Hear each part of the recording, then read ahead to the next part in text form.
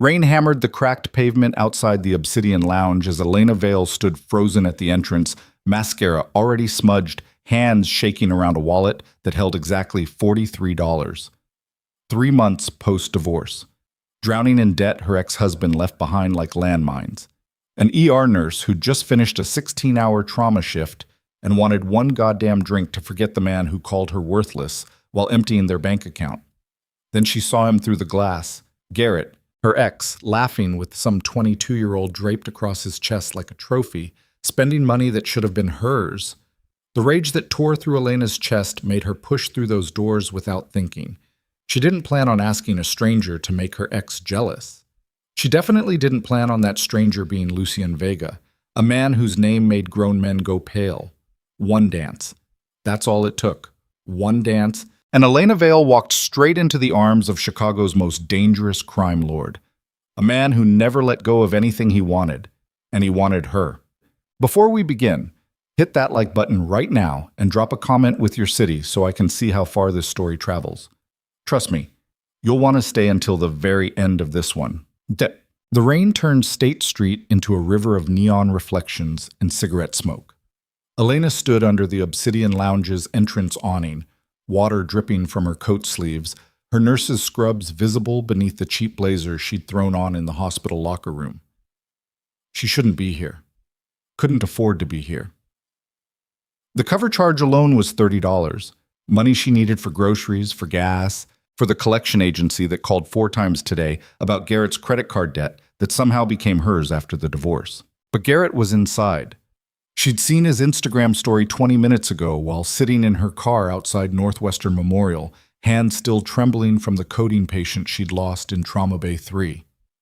Garrett's face filled her phone screen, all teeth and expensive scotch, the location tag mocking her.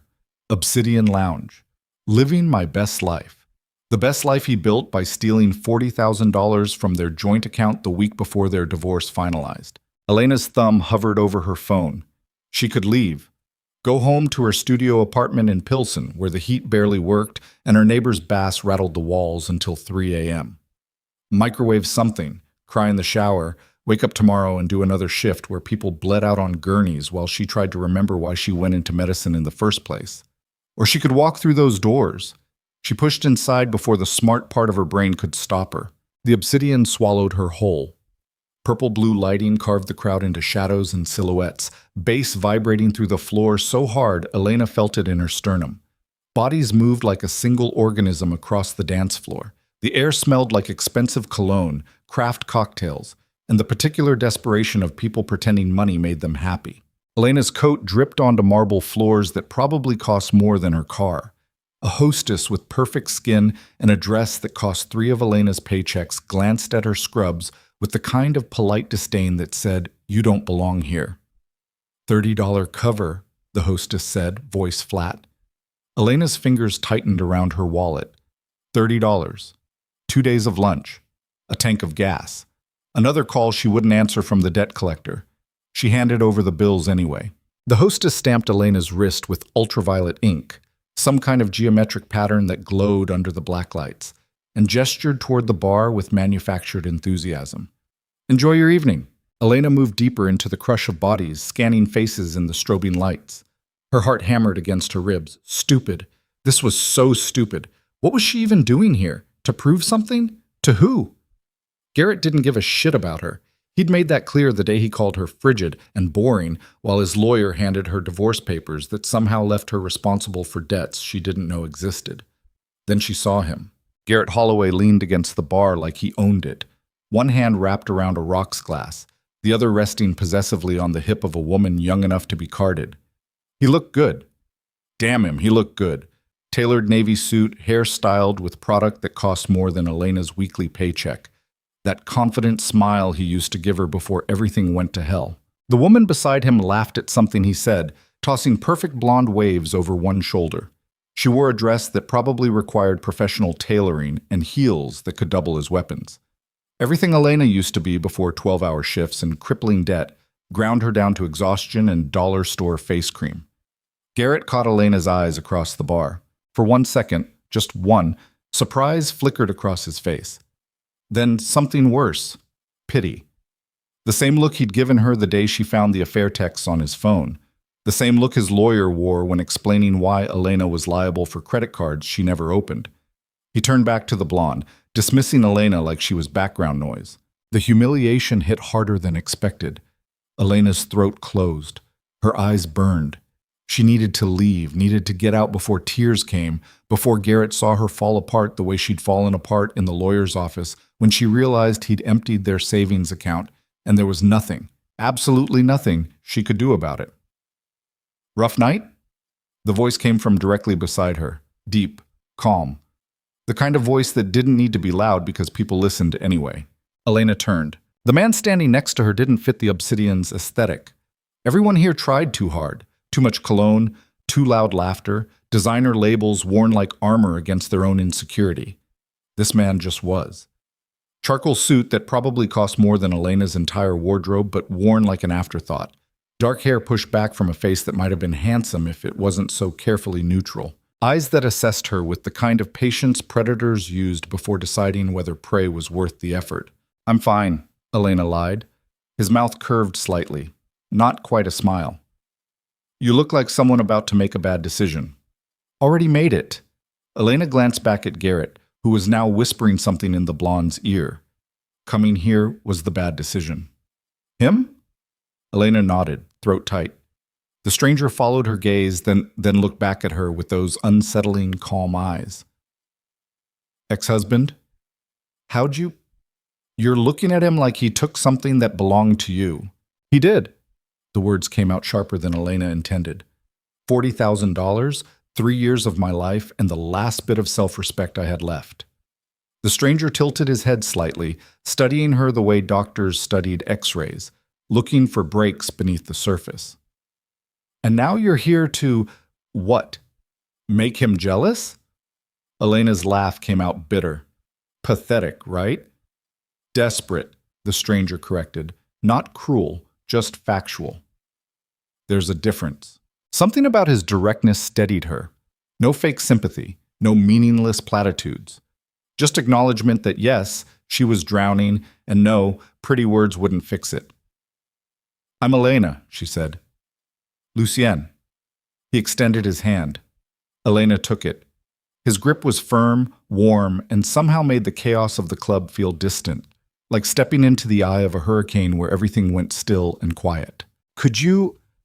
Elena stopped, the request dying in her throat, because it was insane, because he was a complete stranger, because she was 31 years old and should know better than to play high school games with her ex-husband. "Could I what?" Lucien asked. "Dance with me." Elena forced herself to meet his eyes. "Just one dance. So he sees. So he knows I moved on." "Have you?" "No." Elena's honesty surprised herself. "But he doesn't need to know that." Lucien studied her for a long moment. Something moved behind his carefully neutral expression. Not judgment, exactly. More like calculation. Like he was weighing variables in an equation Elena couldn't see. Then he extended his hand again. "One dance," Lucien said quietly, "and he'll regret losing you for the rest of his life." The promise in those words sent a shiver down Elena's spine that had nothing to do with her damp coat. This wasn't some random guy trying to get laid. This was something else. Someone else. She took his hand anyway. Lucien led her onto the dance floor with the kind of confidence that made people step aside without thinking. His palm pressed against the small of Elena's back, warm through the thin fabric of her scrubs and blazer, and suddenly they were moving. Not the grinding, graceless chaos of the crowd around them. Something older, more deliberate. Like dancing was a language Lucien spoke fluently while everyone else just shouted. "You're good at this," Elena said, hyper-aware of how close they were, how his hand guided her through turns without effort. "Practice." "You come here often?" "Never." "Then why tonight?" Lucien's dark eyes found hers. "Wrong question." "What's the right one?" "Why were you here tonight?" Lucien turned her smoothly, bringing her back against his chest, his voice low near her ear. "A woman who works, 16-hour shifts, saves lives, probably hasn't bought herself new clothes in months because every dollar goes to surviving. Why spend $30 you can't afford to walk into a place like this?" Elena's breath caught. How do you, Your hands. Lucien glanced down at where her fingers rested on his shoulder. Scrubs under the blazer. Chapped knuckles from constant hand washing. Wedding ring indent still visible on your finger even though you're not wearing it anymore. You're medical. Emergency department, probably. The good ones always look exhausted. Elena pulled back slightly, pulse jumping. That's observant. I pay attention. To random women at bars? To people who don't belong in places like this. Lucian's hand tightened fractionally on her waist. And you don't belong here, Elena.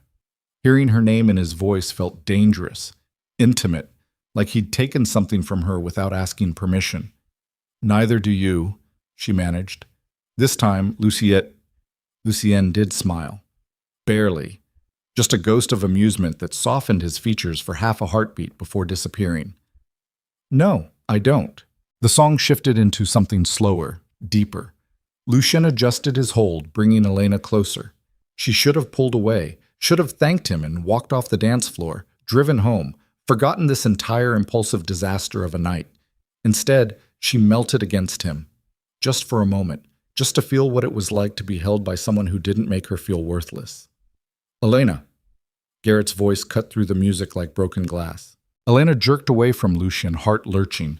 Garrett stood 3 feet away, rocks glass in hand, jaw tight, with barely controlled anger. The blonde hovered behind him, looking between Elena and Garrett with growing unease. Garrett? Elena's voice came out steadier than she felt. Didn't expect to see you here. Bullshit.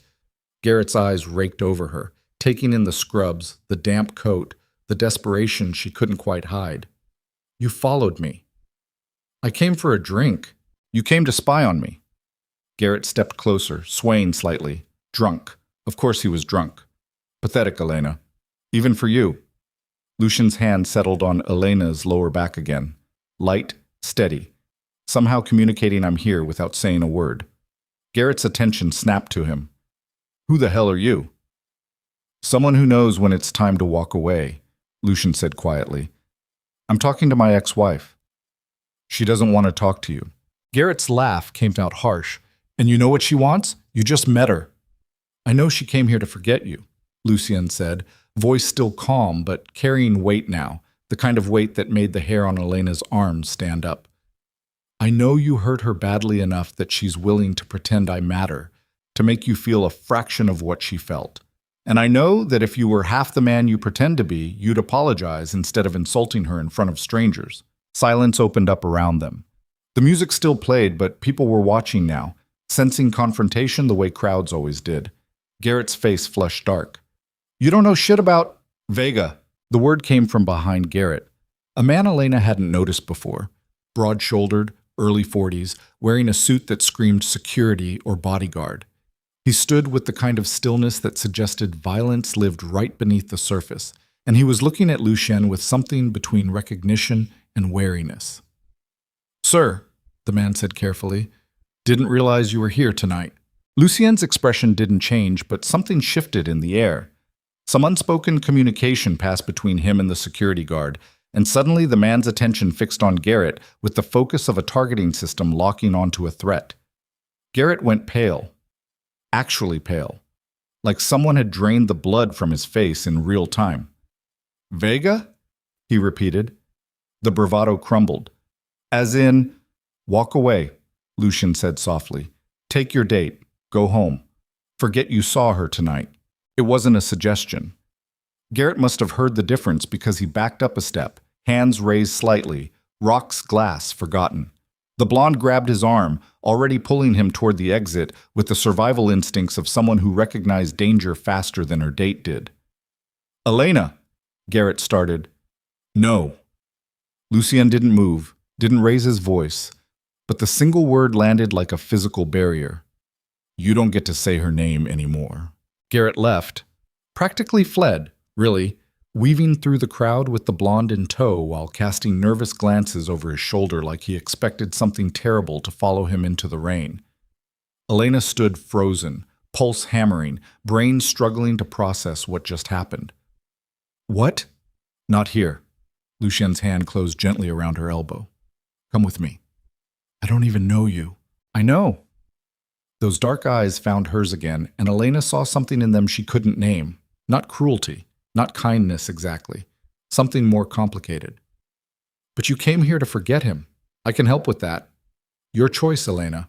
Walk away now, or follow me and find out why your ex-husband just ran like I set him on fire. Every rational part of Elena's brain screamed to leave. Go home, block this man's number if he asked for it. Forget this entire night happened. But she was so tired of being rational, so exhausted from making smart choices that led nowhere except smaller apartments and mounting debt, and shifts where she watched people die because she couldn't work miracles. 1 hour, Elena heard herself say. Then I'm leaving. Lucien's mouth curved again, that ghost of a smile that suggested he knew something she didn't. 1 hour. He guided her through the crowd with that same effortless authority, people partying without him asking, like his presence alone commanded space. They moved past the bar, through a door marked private that shouldn't have opened but did when Lucien pressed his palm against it, up a narrow staircase into a hallway lined with dark wood and art that probably cost more than Elena's car. Another door. Another room. The VIP suite looked like it belonged in a penthouse, not a nightclub. Leather furniture, floor-to-ceiling windows overlooking the glittering chaos of State Street below. A bar stocked with bottles Elena recognized from hospital fundraisers, where the wealthy donors drank liquor worth more than her monthly salary. Lucien shrugged out of his suit jacket, draped it over a chair with casual grace. Beneath it, he wore a black dress shirt that fit like it was made specifically for his frame. Probably was. Sit, he said, moving to the bar. Drink? Elena perched on the edge of the leather sofa, hyper-aware that her scrubs were still damp, that she probably smelled like hospital disinfectant and rain. What just happened down there? Your ex recognized my name. Why? Lucien poured 2 fingers of amber liquid into cut crystal glasses. Because most people in Chicago do. He crossed the room, handed Elena one glass, kept the other. His fingers brushed hers during the exchange. Warm, steady. Elena realized her hands were shaking and gripped the glass tighter to hide it. That's not an answer, she said. It's the only one you're getting tonight. Lucien settled into the chair across from her, one ankle crossed over his knee, posture relaxed but somehow still coiled, like a wolf pretending to be a dog. Tell me about him. Garrett? The man who stole $40,000 and your self-respect. Elena's laugh came out hollow. There's not much to tell. We met in college, got married too young, grew apart, he cheated, we divorced. He cleaned out our accounts on his way out the door, and the lawyer said there was nothing I could do about it because technically the money was in a joint account. She took a sip of the whiskey. It burned beautifully going down, smooth and expensive and exactly what she needed. He called me boring, frigid, said I cared more about my patients than him. Did you? Toward the end? Elena met Lucien's eyes.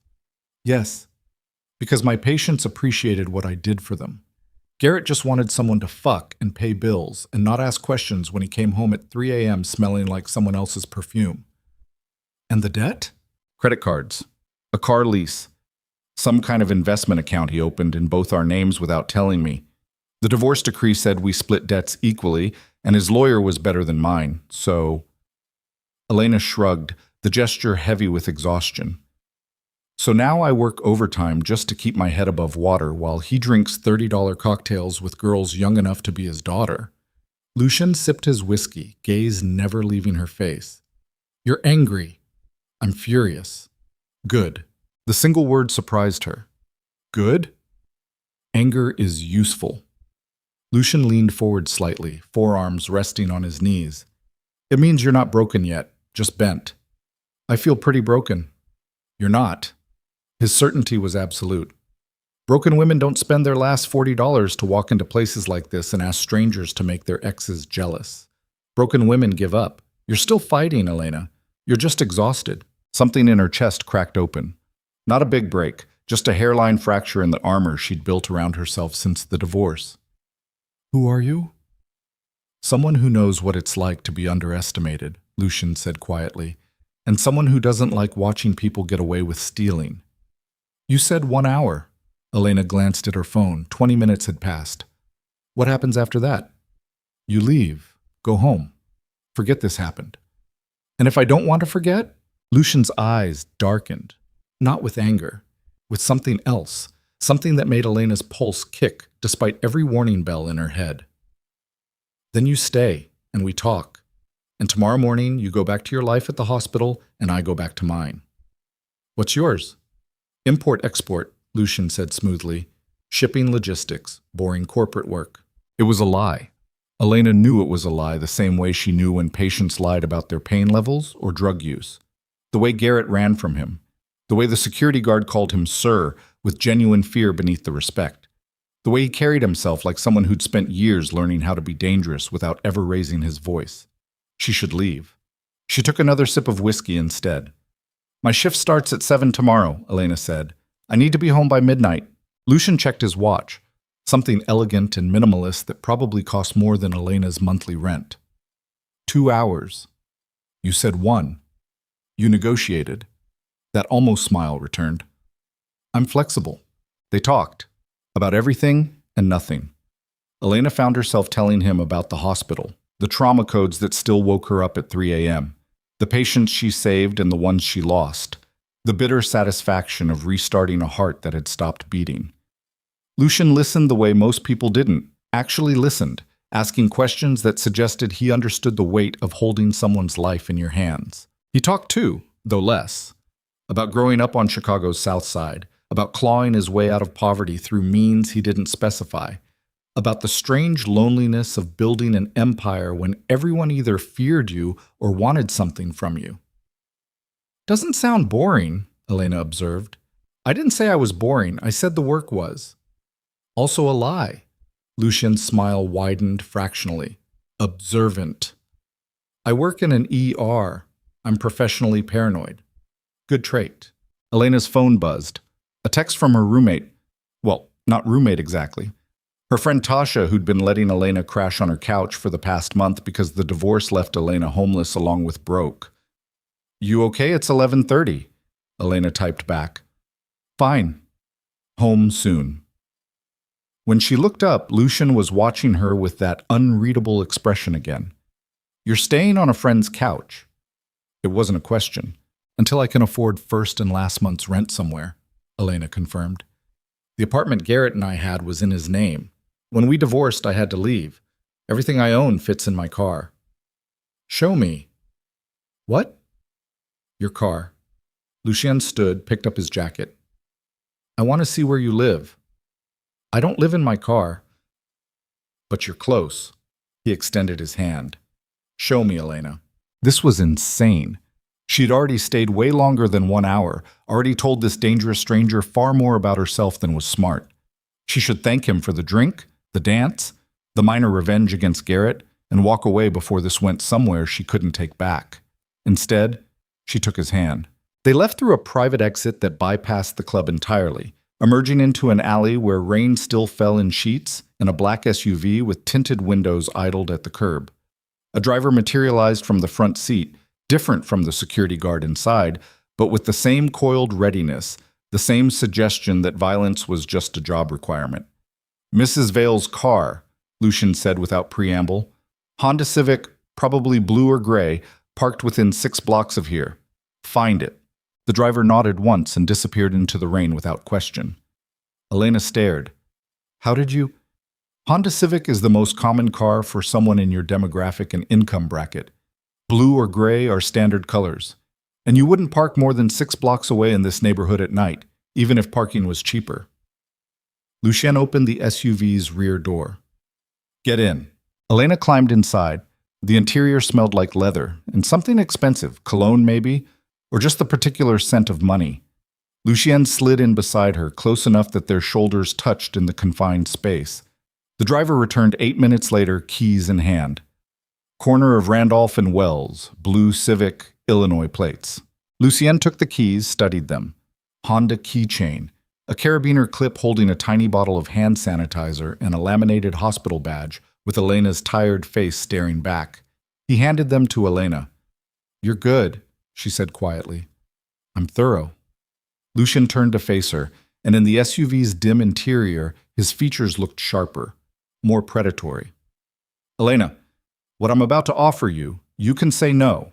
You should probably say no, but I want you to understand something first. Her heart hammered. Okay. Your ex-husband stole from you. He humiliated you. He left you drowning while he moved on without consequences. Lucian's voice dropped lower. I can get your money back. All of it. In cash. Tomorrow. Elena's breath caught. How? By reminding Garrett that stealing has consequences. Lucian's eyes never left hers. But if I do this, if you let me do this, you step into my world, just for a moment, but enough that you'll know exactly who I am and what I'm capable of. There's no one knowing that, Elena. You understand? She should say no.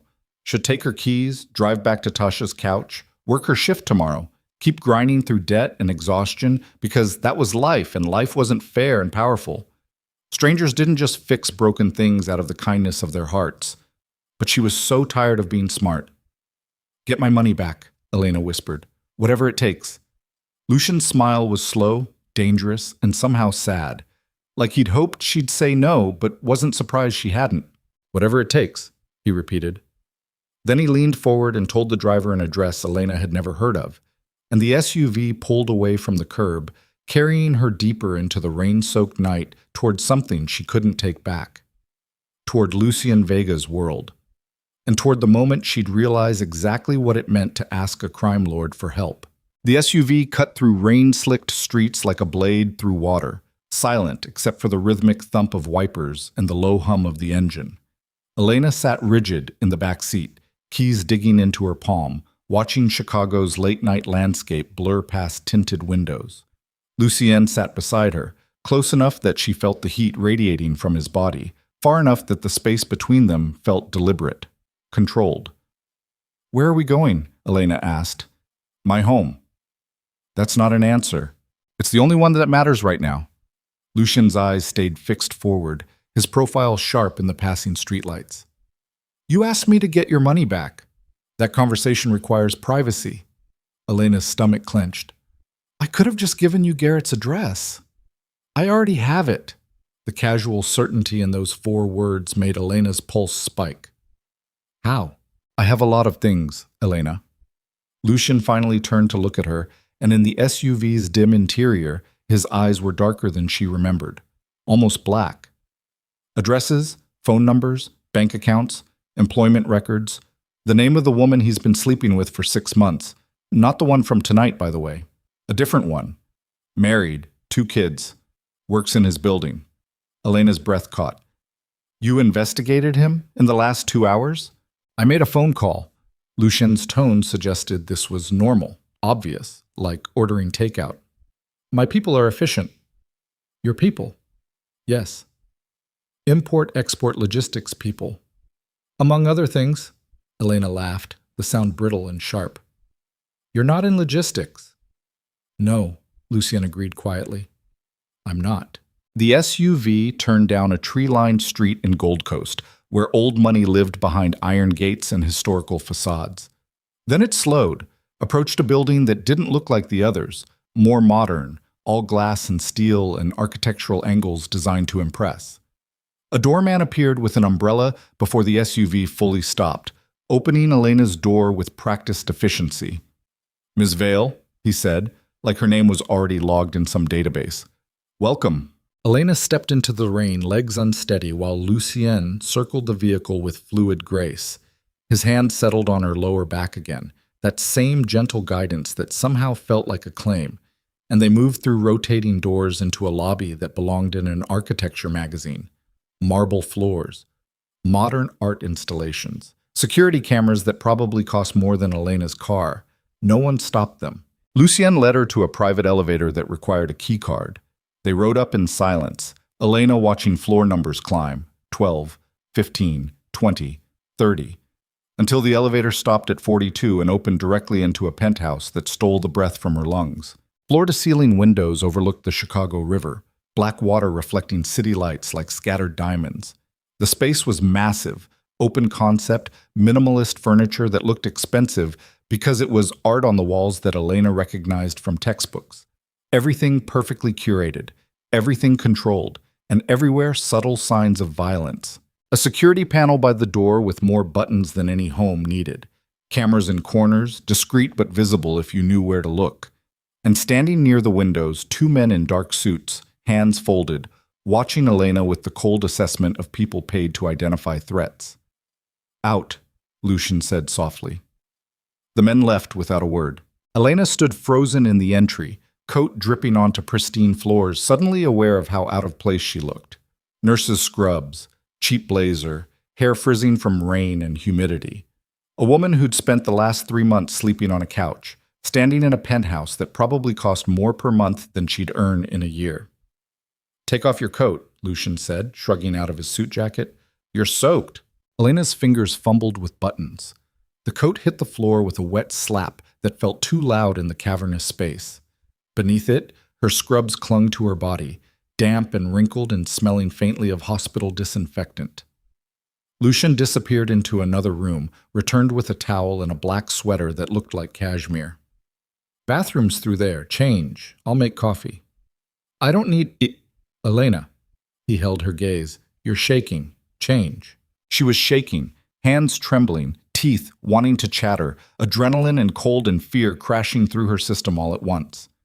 Elena took the sweater, found the bathroom, also massive, also expensive, marble and chrome, and a shower that could fit 4 people, and peeled off her damp scrubs with numb fingers.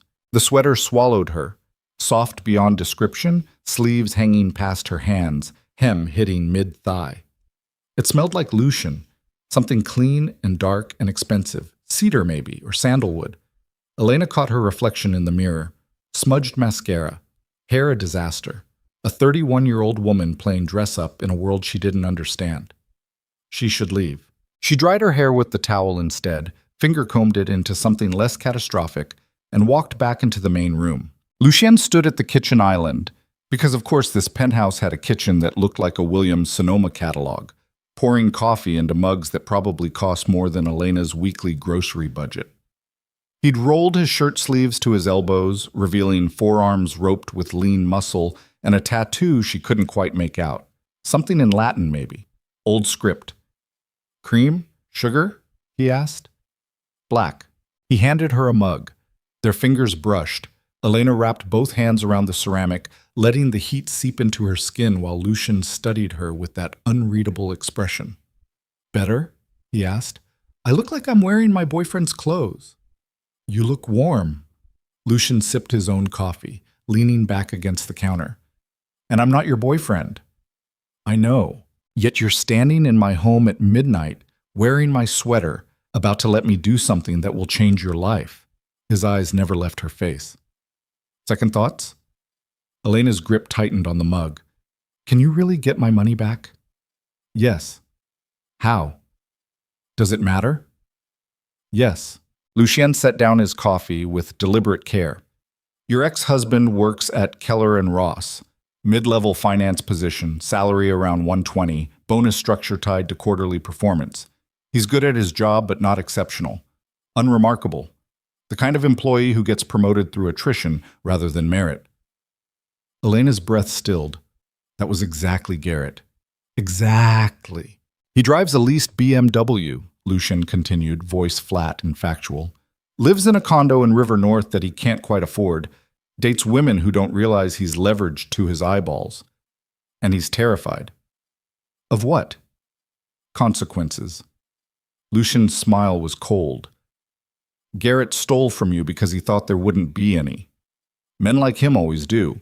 They take what they want, destroy what they don't, and walk away clean because the system protects mediocre men with good lawyers. The accuracy of that assessment hit Elena like a fist. And you're going to… what? Threaten him? I'm going to remind him that actions have weight. Lucian pushed off the counter, closing the distance between them until Elena had to tilt her head back to maintain eye contact. I'm going to visit his office tomorrow morning, alone, unarmed, and I'm going to have a conversation about ethics and restitution and the importance of correcting past mistakes. That's it? A conversation? That's all it will take. How can you be sure? Because he already knows my name, Elena. He already ran from me tonight, and by tomorrow morning, he'll have spent 12 hours Googling who I am and realizing exactly how badly he fucked up by stealing from someone I care about. The last 4 words hung in the air like smoke. Elena's pulse hammered. You don't care about me. You just met me. I care about fairness. Lucien's hand came up, fingers ghosting along her jaw, not quite touching. And I care that you spent the last 3 months drowning because a coward took what belonged to you. That offends me, Elena, deeply. Why? Because I grew up with nothing, Lucien said quietly, and for the first time something real flickered behind his carefully controlled expression. Something raw. I know what it's like to watch people who have everything take even more, just because they can. I know what it's like to be powerless while the world grinds you down. You're not powerless now. No. His smile returned, sharp and dangerous. I'm not. And neither are you, if you let me help. Elena should have stepped back, should have put distance between them, between his words and the heat of his body, and the promise in his eyes that felt too big, too impossible, too much like the fantasies she'd stopped letting herself have after Garrett proved fairy tales were bullshit. Instead, she leaned closer. Get my money back, Elena whispered, and then tell me who you really are. You won't like the answer. Try me. Lucien's eyes darkened further. I run this city, Elena. The parts that don't appear on maps or tax records or police reports. I own people, businesses, territories. I traffic in things the law says I shouldn't, and I've hurt people who tried to stop me. I'm the kind of man your mother warned you about, if she was smart. And if you let me into your life, even for something as simple as getting your money back, you'll see things you can't unsee. Elena's breath came shallow. Are you trying to scare me? I'm trying to be honest. Then be honest about this. Elena set down her coffee mug, hands steadier now. If I walk out that door right now, what happens? You go home, work your shift tomorrow, keep surviving, and eventually you'll rebuild because you're strong enough to do it alone. And if I stay, then tomorrow morning Garrett Holloway will hand you a briefcase containing $40,000 in cash and signed documents releasing you from all joint debts. You'll be free, Elena, completely free. At what cost? Knowing what I am. Lucien's hand dropped away from her face. Knowing what I'm capable of. And accepting that I don't do this out of kindness, I do it because seeing you tonight, broken and angry and still fighting, reminded me why I built this empire in the first place. To make sure people like you don't get crushed by people like him. Silence stretched between them, heavy and electric. Rain hammered against the windows. The city glittered below like a circuit board, and Elena stood in a borrowed sweater in a crime lord's penthouse, trying to decide if she was brave enough to take what he offered. Tomorrow morning, she said finally. I want to be there. Lucien's eyebrows rose fractionally. No, not negotiable. Elena lifted her chin. If you're going to do this, whatever this is, I'm going to see it. I'm not hiding while you fix my life. It's not safe. I work in an ER. Nothing's safe. This is different. Then explain how. Lucien exhaled slowly, something like frustration crossing his features. You're not listening. I'm listening perfectly. Elena stepped closer, closing the space he'd created. You said I'm strong. You said I'm still fighting, so stop protecting me from the truth and let me stand next to you when you get my money back. Or admit you just want me grateful and obedient, like every other man who's ever tried to help me. The words hit harder than she intended. Lucien's jaw tightened, and for a moment Elena saw something dangerous flash behind his eyes. Not anger, something colder, more calculating. You're comparing me to him, Lucien said softly. To Garrett. Should I? No. The word came out flat, final. But you don't know me well enough to understand the difference yet. Then show me. They stood inches apart, tension crackling between them like a live wire. Elena's heart hammered so hard she was sure Lucien could hear it, but she didn't back down. Couldn't, because this moment, this choice, felt like the first time in months she'd had any control over her own life, and she refused to surrender it, even to someone trying to help. Lucien's phone buzzed. He pulled it out without breaking eye contact, glanced at the screen, then typed something one-handed with the kind of speed that suggested he did this constantly. The phone disappeared back into his pocket. 10 a.m. tomorrow, he said. Keller and Ross lobby. You'll watch from a distance. You don't speak. You don't interfere. And if anything goes wrong, if I tell you to run, you run. Understood? Elena nodded. Understood. Good. Lucien checked his watch. It's past midnight. You said your shift starts at 7. Yeah. My driver will take you back to your car. I can... Elena. Lucien's voice dropped lower. You're exhausted. You're running on adrenaline and coffee and probably haven't eaten since this morning. My driver will take you to your car, then follow you to make sure you get home safe. I don't need... Non-negotiable. He smiled slightly. You demanded to be there tomorrow. I'm demanding this. Fair enough. Elena nodded again, suddenly aware of how tired she actually was. The adrenaline was wearing off, leaving behind bone-deep exhaustion and the surreal feeling that the last 3 hours had been some kind of fever dream. Lucien walked her to the elevator, pressed the button, stood close enough that Elena caught that cedar sandalwood scent again. The doors opened. Elena stepped inside, turned to face him. Lucien. Yes? Why are you really doing this? Elena held his gaze. And don't tell me it's about fairness. Nobody helps strangers this much without a reason. For a long moment, Lucien just looked at her. Then he reached out, fingers brushing a strand of damp hair away from her face with unexpected gentleness. Because 3 years ago, he said quietly, I watched my sister lose everything to a man who lied to her, stole from her, and left her to die in a one-room apartment with nothing but an empty bottle of pills and a note apologizing for being weak. His hand dropped. I found her too late, Elena. I couldn't save her. But I can help you, so I'm going to. The elevator doors started to close. Elena's hand shot out, stopping them. Lucien, 10 a.m., he said, stepping back. Don't be late. This time she let the doors close. The ride down felt longer than the ride up. Elena's reflection stared back at her from polished steel, hair still a mess, face pale, drowning in an expensive sweater that smelled like a man she'd known for 3 hours. A man who'd just told her he ran Chicago's underworld. A man who'd lost his sister to the same kind of casual cruelty that destroyed Elena's marriage. A man who was getting her money back tomorrow. The driver was waiting in the lobby, umbrella ready. He didn't speak, just guided her back to the SUV and drove through empty streets to where her Civic sat lonely under a streetlight. Then he followed her, at a distance, but obviously, all the way back to Pilsen, to Tasha's building with its cracked stoop and graffitied mailboxes. Elena parked, grabbed her damp coat and scrubs from the passenger seat, and looked back at the idling SUV. The driver raised one hand in acknowledgement, then pulled away into the night. She climbed 3 flights of stairs to Tasha's apartment, let herself in with the spare key.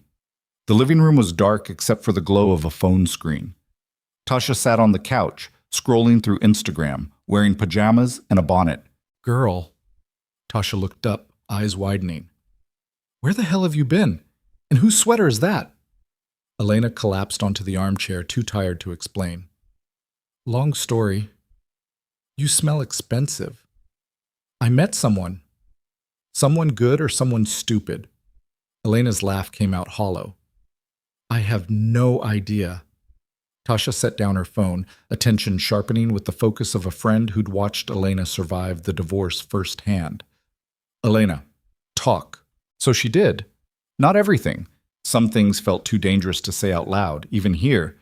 But enough. The club, Garrett, the stranger named Lucien who danced with her and scared her ex and offered to get her money back with one conversation. Hell no! Tasha's voice rose. Absolutely not. You don't know this man. I know he's powerful. That's exactly why you shouldn't go near him. Tasha leaned forward, expression fierce. Powerful men don't help broke nurses out of the kindness of their hearts. They want something, and whatever he wants from you, it's going to cost more than $40,000. He lost his sister. So? Lots of people lose people. That doesn't mean you owe him anything. Elena pulled the borrowed sweater tighter around herself. He's meeting Garrett tomorrow morning. I'm going to watch. The fuck you are. Tasha. No. Tasha stood, pacing now. Listen to me. I love you. You're my best friend, but you're not thinking straight right now. This man, Lucien, whatever, he's dangerous. You know it. I know it. And you're about to walk into some shady shit because you're desperate to get back at Garrett. It's not about revenge. Yes, it is. Tasha stopped, hands on hips. It's absolutely about revenge and pain and wanting someone, anyone, to make you feel like you matter again. But Elena, baby, this is not the way. Elena's throat tightened. Then what is? Keep working doubles? Keep drowning? Keep letting Garrett win because I'm too powerless to do anything about it? You're not powerless. You're sleeping on your couch. The words exploded out of Elena, sharp and raw. I'm 31 years old, Tasha. I have a master's degree. I save lives for a living, and I can't afford a goddamn security deposit because my ex-husband stole everything and the system said that was fine. So yeah, maybe this is stupid. Maybe this is dangerous. But it's the first time in 3 months someone's looked at me and seen more than a victim. Silence filled the small living room. Tasha's expression softened, anger bleeding into concern. Elena, I'm going tomorrow, Elena said quietly. You can't stop me. I know. Tasha sighed, sinking back onto the couch. But I can tell you, you're scaring the shit out of me. And if anything happens, anything, you call me immediately. I don't care if you're in the middle of the damn meeting. You feel wrong, you run. Promise me. I promise. And maybe, Tasha hesitated, maybe text me this guy's full name, so if you disappear, I have something to give the cops? Elena's laugh cracked halfway through. Lucien Vega. Tasha pulled out her phone, typed it in, then went very still. Oh, hell no. What? Elena. Tasha turned the screen around. Google results filled it, article after article with headlines that made Elena's stomach clench. Alleged crime boss, FBI investigation, organized crime, Vega empire. Photos of Lucien in expensive suits, leaving courtrooms, surrounded by lawyers. Alleged, Elena said weakly. The FBI doesn't allege shit without reasons. Tasha's voice shook. This man is not some white knight helping damsels in distress. He's a criminal, a real one. And you just spent 3 hours in his home wearing his clothes, drinking his coffee, and agreeing to meet him tomorrow so he can, what, threaten your ex, kill him? He's not going to kill Garrett. How do you know? Elena didn't have an answer for that, because the truth was, she didn't know. Didn't know what Lucien would do, what he was capable of, what conversation actually meant in his world. But she knew what Garrett deserved, and maybe that made her just as dangerous as Lucien. I'm going, Elena repeated. 10 a.m. Keller and Ross lobby. Tasha stared at her for a long moment, then nodded slowly. Fine, but I'm calling you at 9:30, and 9:45, and 10:15, and if you don't answer, I'm calling the cops, Elena. I don't care if you're mad at me. I'm not losing you to some crime lord who thinks you're worth $40,000. He doesn't think that. Then what does he think? Elena pulled Lucien's sweater closer, remembering the way he'd looked at her when he mentioned his sister. I think he sees someone he couldn't save, and he's trying to fix it. That's not romantic, Tasha said softly. That's dangerous. Maybe. Probably. But Elena was too tired to care anymore. She slept restlessly on Tasha's couch, wrapped in Lucien's sweater, dreaming of dance floors and rain and dark eyes that saw through every defense she'd built. Her alarm went off at 5:30. She dressed in the same damp scrubs because they were all she had, returned Lucien's sweater to her backpack because leaving it felt wrong somehow. The hospital swallowed her whole the way it always did. Trauma Bay 2, gunshot wound, 23-year-old male. Elena worked on autopilot, calling for blood, checking vitals, watching the monitor while her hands moved through procedures she could do in her sleep. They lost him at 7:45. She scrubbed out, poured herself burnt coffee in the break room, and checked her phone. A text from an unknown number. Driver will pick you up at 9:30, same SUV. L. Elena's hand shook as she typed back, I can drive myself. The reply came immediately. Non-negotiable. She stared at those two words, recognizing the same tone he'd used last night. The same authority that suggested arguing was pointless because Lucien had already decided, already arranged everything, already anticipated her resistance and dismissed it. Control freak. Definitely a control freak. Elena typed, fine. Then she went to the attending physician and told him she needed to leave at 9:15 for a personal emergency. He looked at her, really looked, taking in the exhaustion and the tremor in her hands and probably the fact that she'd been working on fumes for months, and nodded without questions. "Take care of yourself, Vale," he said. She promised she would. At 9:20, Elena stood outside Northwestern Memorial's ambulance bay, still wearing scrubs because she hadn't thought to bring other clothes. The black SUV pulled up exactly at 9:30, passenger door opening before she reached it. Different driver, same coiled readiness. "Ms. Vale?" He nodded toward the interior. "Mr. Vega is waiting." Elena climbed in. Lucien sat in the back seat, dressed in a navy suit that probably cost more than Elena's monthly salary, looking like he'd stepped out of a boardroom rather than orchestrated whatever was about to happen. His eyes tracked over her, scrubs, tired face, hair pulled back in a messy bun, and something softened in his expression. "You worked this morning," he said. Not a question. "Lost a patient." "I'm sorry." "Me too."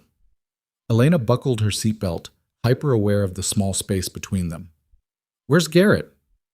"His office. He arrived at 8:15, 40 minutes earlier than usual. He's been there since, probably researching me." Lucian's mouth curved slightly. "By now, he knows exactly who I am, and exactly how badly he fucked up." The SUV pulled into traffic, heading toward the loop. Elena watched Chicago roll past the windows, trying to calm her racing pulse. "You're nervous," Lucian observed. "I'm about to watch you threaten my ex-husband." "I'm not going to threaten him." "Then what are you going to do?" "Explain his options." Lucian's tone stayed even, factual.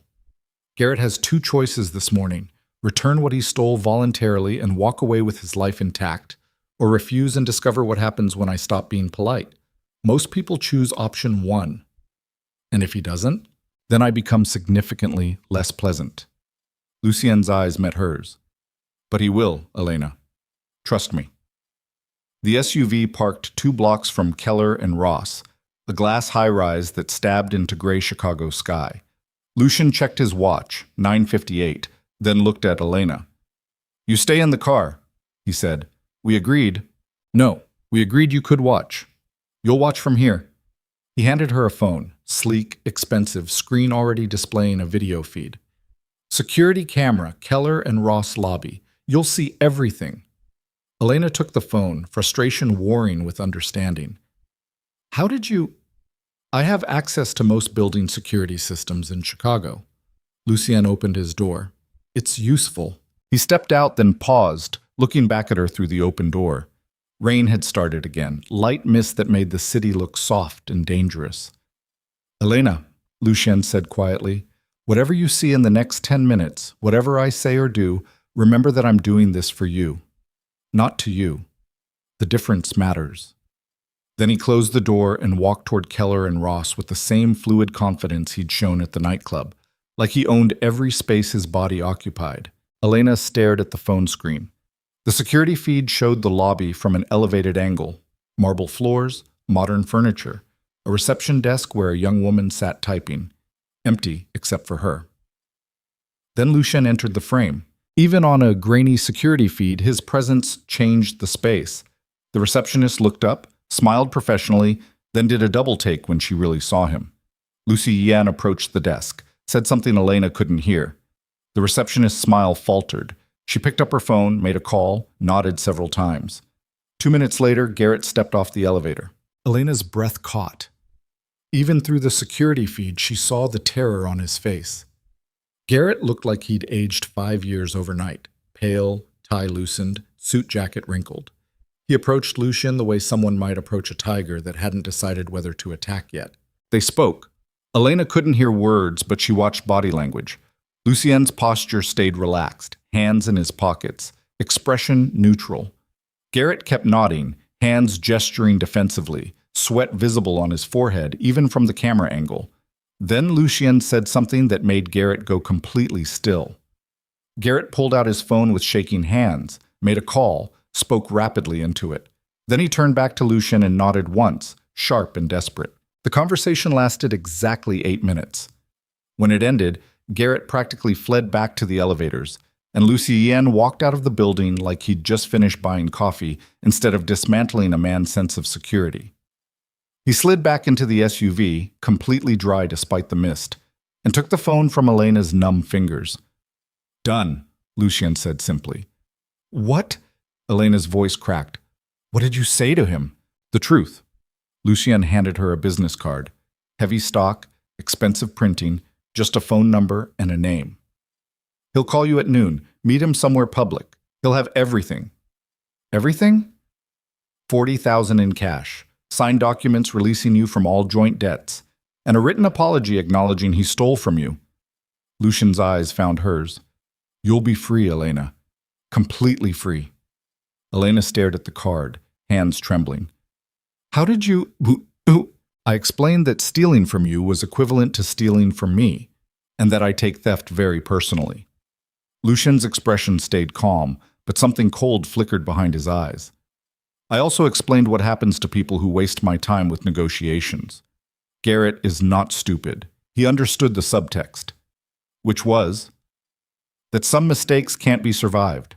The words hung in the air like a blade. Elena should have been horrified, should have demanded to know exactly what Lucien said, what threats he made, what violence he implied. But all she felt was a savage satisfaction that Garrett had finally experienced a fraction of the powerlessness he'd inflicted on her. Thank you, Elena whispered. Don't thank me yet. Lucien's hand covered hers briefly, warm and steady. Wait until you have your money. Wait until you're standing in your own apartment with your name on the lease. Then thank me.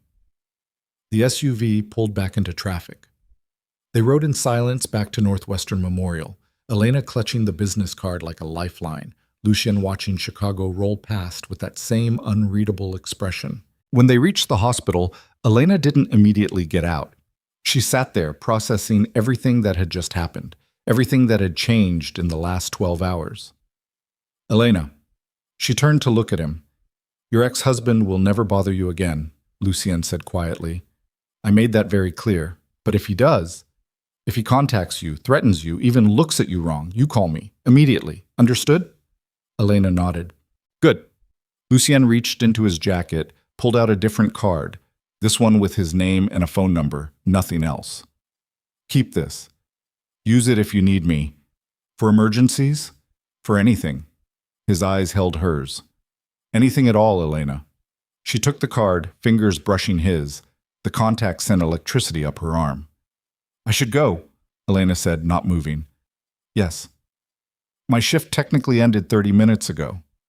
You worked overnight. 12 hours, not overnight. Still long enough to be dangerous when exhausted. Lucien's mouth curved slightly. Go home. Sleep. Meet Garrett at noon somewhere public, coffee shop, restaurant, somewhere with witnesses. Get your money. And then... He hesitated, something uncertain crossing his features for the first time. And then decide if you want to see me again. Elena's pulse kicked. Why wouldn't I?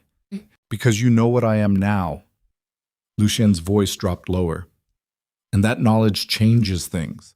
Maybe you'll realize I'm too dangerous, too complicated, too far outside the life you want to build. And if that's true, if you decide this ends here, I'll understand. No pressure, no consequences. Just goodbye. The vulnerability in those words shocked her. This man who'd terrified Garrett into compliance, who ran Chicago's underworld, who moved through the world like violence was just another tool in his arsenal. He was giving her an out, a clean break. No strings, which somehow made Elena want to stay more than anything he could have said. I'll call you, she said. After I meet Garrett, after I have my money, I'll call you and we'll talk about what happens next. Lucien's expression shifted. Relief, maybe, or something close to it. I'll answer. Elena opened the door, stepped out into the mist, then turned back. Lucien? Yes? Your sister. Elena swallowed hard. What was her name? Pain flickered across his face, gone so fast she almost missed it. Sophia. I'm sorry you lost her. Me too. Lucien held her gaze. But helping you feels like keeping a promise I made to her. So thank you for letting me. Elena nodded, unable to trust her voice, and closed the door. She watched the SUV disappear into traffic, then walked back into Northwestern Memorial on legs that barely held her weight. Tasha called at 9:45 like she'd promised. Elena answered, told her everything was fine, promised details later. Then she went to the locker room, changed out of her scrubs, and sat on the bench in her street clothes, Lucian's business card pressed between her palms. At 11:30, Garrett called. "There's a cafe on Madison," he said without preamble, voice tight with barely controlled panic. "The Corner Bakery, 1 block from my office. Be there at noon." He hung up before Elena could respond. She took the red line downtown, walked the 3 blocks to the Corner Bakery through misting rain, and found Garrett already there. He sat at a corner table, briefcase at his feet, looking like he hadn't slept. When he saw Elena, his face went even paler. "Sit," Garrett said. Elena sat. He pushed the briefcase across the table. "It's all there. 40,000. Cash, hundreds and fifties mostly. And these." He handed her a manila folder. Signed releases for every joint debt, credit cards, car lease, the investment account, everything. "You're clear." Elena opened the folder with shaking hands. Legal documents, each one stamped and notarized, each one releasing her from debts that had been drowning her for months. Her vision blurred. "The money's real?" she managed. "Count it if you want." Elena unzipped the briefcase. Stacks of bills, neatly bundled, more cash than she'd seen in her life. She didn't count it, didn't need to. She could see Garrett's terror, smell it on him like sweat and desperation. "There's one more thing," Garrett said. He slid a handwritten letter across the table. "An apology. He said you'd want one." Elena picked up the letter. Garrett's handwriting, shaky and rushed, acknowledging what he'd stolen, admitting it was wrong, apologizing for the pain he'd caused. The words she'd wanted for months. They meant nothing now. "Who is he?" Garrett asked, voice barely above a whisper. "Who the fuck is he, Elena?" "Someone you shouldn't have crossed." "I didn't know, you knew you stole from me." Elena's voice came out cold, hard. "You knew you destroyed my life. You just didn't think there would be consequences." "He said," Garrett stopped, Adam's apple bobbing. "He said if I ever contacted you again, if I even thought about you," his voice cracked. "Elena, I'm leaving Chicago. Next month. New job. Different city. You'll never see me again." Good. Perfect. Exactly what she wanted. So why did it feel hollow? Elena stood, grabbed the briefcase and folder, and looked down at the man who'd once promised to love her forever. He looked small, pathetic. Nothing like the confident asshole who'd called her worthless 3 months ago. "Goodbye, Garrett," she said. She walked out of the corner bakery without looking back. The briefcase weighed heavy in her hand, $40,000 in cash. Freedom she'd stopped believing possible. Elena stood on Madison Street in the mist, people flowing around her like water around a stone, and pulled out her phone. She dialed the number on Lucien's card. He answered on the first ring. "Elena." "I have it," she said. "All of it." "Good." Relief colored his voice. "Are you okay?" "I don't know." Elena's laugh came out shaky. "I have $40,000 in cash, Lucien, just sitting in a briefcase on a street corner. What do I do with this?" "Do you have a bank account Garrett doesn't know about?" "No." "Then we'll open one, today. I'll have my accountant meet you." "No." Elena cut him off. "No more favors, no more help. I need to do this part myself." Silence. Then, "Understood. But Elena stopped, trying to find words for what she felt. "I want to see you again. Is that insane?" "Probably." Lucien's voice softened. "But I want to see you too." "Dinner?" "When?" "Tonight." The words came out before Elena could second-guess them. "I know it's fast. I know it's probably stupid, but I just got my life back, and I want to celebrate with the person who made it possible." "Elena," Lucien's voice carried a warning. "If we do this, if we start this, it gets complicated fast. I'm not a normal man with a normal life. Being close to me comes with risks you haven't fully grasped yet." "I know?" "No, you don't." He exhaled slowly. "But if you're sure, if you really want this, then yes. Dinner, tonight. I'll send a car at 7. I can meet you, Elena." That same firm tone. Let me do this, please. She smiled despite everything. Okay. 7. Wear something comfortable. We're not going anywhere fancy. The call ended. Elena stood on Madison Street, briefcase full of cash, business card in her pocket, and the strangest feeling blooming in her chest. Hope. For the first time in 3 months, maybe longer, Elena felt like her life was her own again.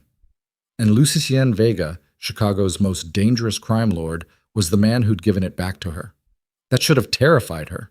Instead, it felt like the beginning of something she couldn't name yet, something inevitable, something that would change everything. Elena spent the afternoon opening a new bank account at a branch where nobody knew her name, depositing $38,000 while keeping $2,000 in cash because some part of her brain still couldn't believe the money was real.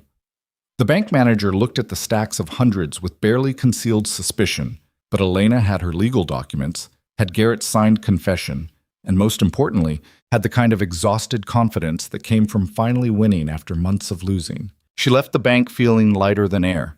By 4 o'clock, she was standing in a Target trying to find something to wear that didn't scream "broke ER nurse" or "trying too hard."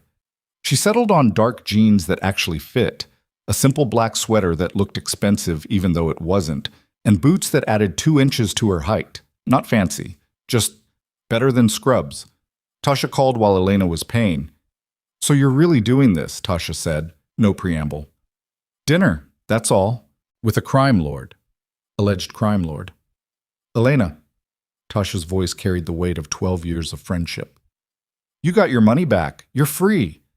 Why are you diving deeper into this man's world?"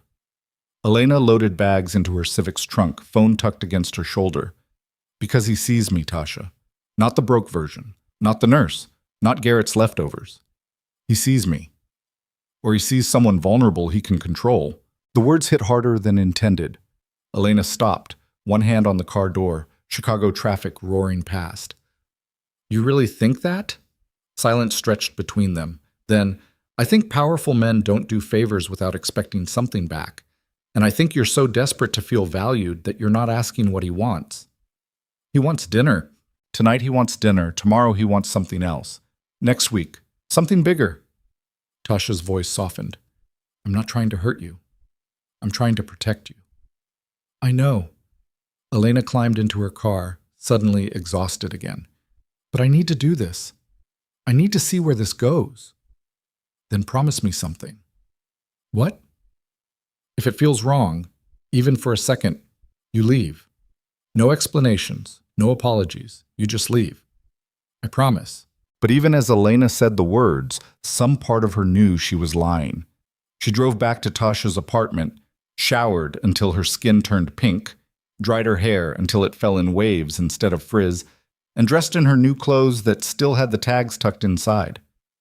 The woman in the mirror looked different, still tired, still carrying shadows under her eyes, but alive, present, like someone who'd stopped surviving and started living.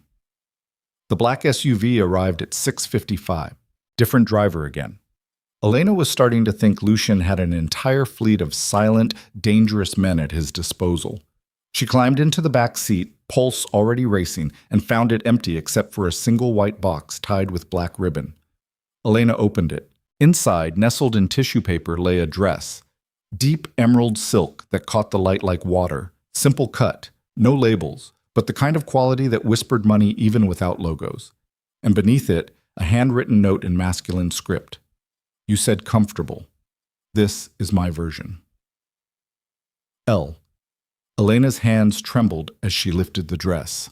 It was beautiful, perfect, probably cost more than her car payment. And somehow, Lucien had guessed her size exactly. She looked up at the driver. "Where are we going?" "Mr. Vega's home, ma'am." His home. Not a restaurant. Not somewhere public with witnesses and escape routes. His private space where nobody would see her, nobody would know, nobody would hear her scream if things went wrong. Elena should have told the driver to turn around. Instead, she pulled out her phone and texted Tasha. "Going to his place. We'll check in every hour." Tasha's response came immediately. "Elena, no." Elena typed, "Already decided," and put her phone on silent. The drive took 30 minutes through rush hour traffic, giving Elena too much time to think.